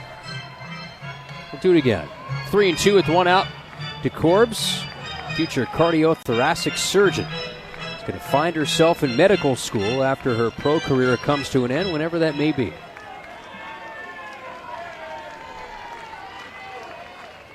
To the payoff again, base is empty. Gators down 3-0. 1 out in the 7th. Pitch. Foul, back and right. One of the really good at-bats of the afternoon. They did a really good job seeing pitches here, continue to force Kavon to go to different parts of the zone. And that's been the difference today, Kyle. It's not just been the offense, it's been the efficiency of Tegan Kavon. She's only on pitch 87 here in the 7th. To another payoff here with 1 out. Here it comes. Swinging a bouncing ball to short on a back pedal. Good as got it. Flips on to first, and the Gators down to their final out. This is one of those tip your cap games today for Tegan Kavon, man. This has been stellar stuff from her.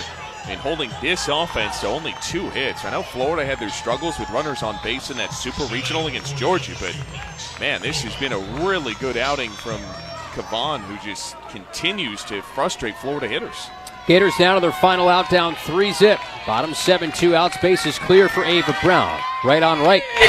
First offering right down the middle. 0-1. Gators with the bats today just have not been able to find it. Nothing but zeros for the Florida Gators. The next, right down the middle in Texas, 1 strike away. The Gators have been shut out only 2 times this year. And what an odd time for the third. Kavan comes set. Texas fans on their feet for an 0-2.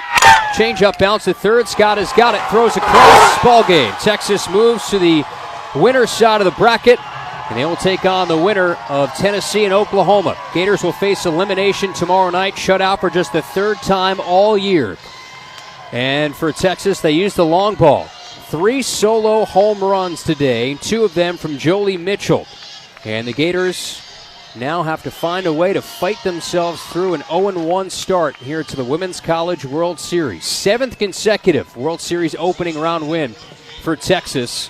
And the Gators fall. They'll take on the loser of Oklahoma and Tennessee, an elimination game on Friday night. Final score here from OKC, 3-0 Texas. Our postgame show after this on the Gator Sports Network from Learfield.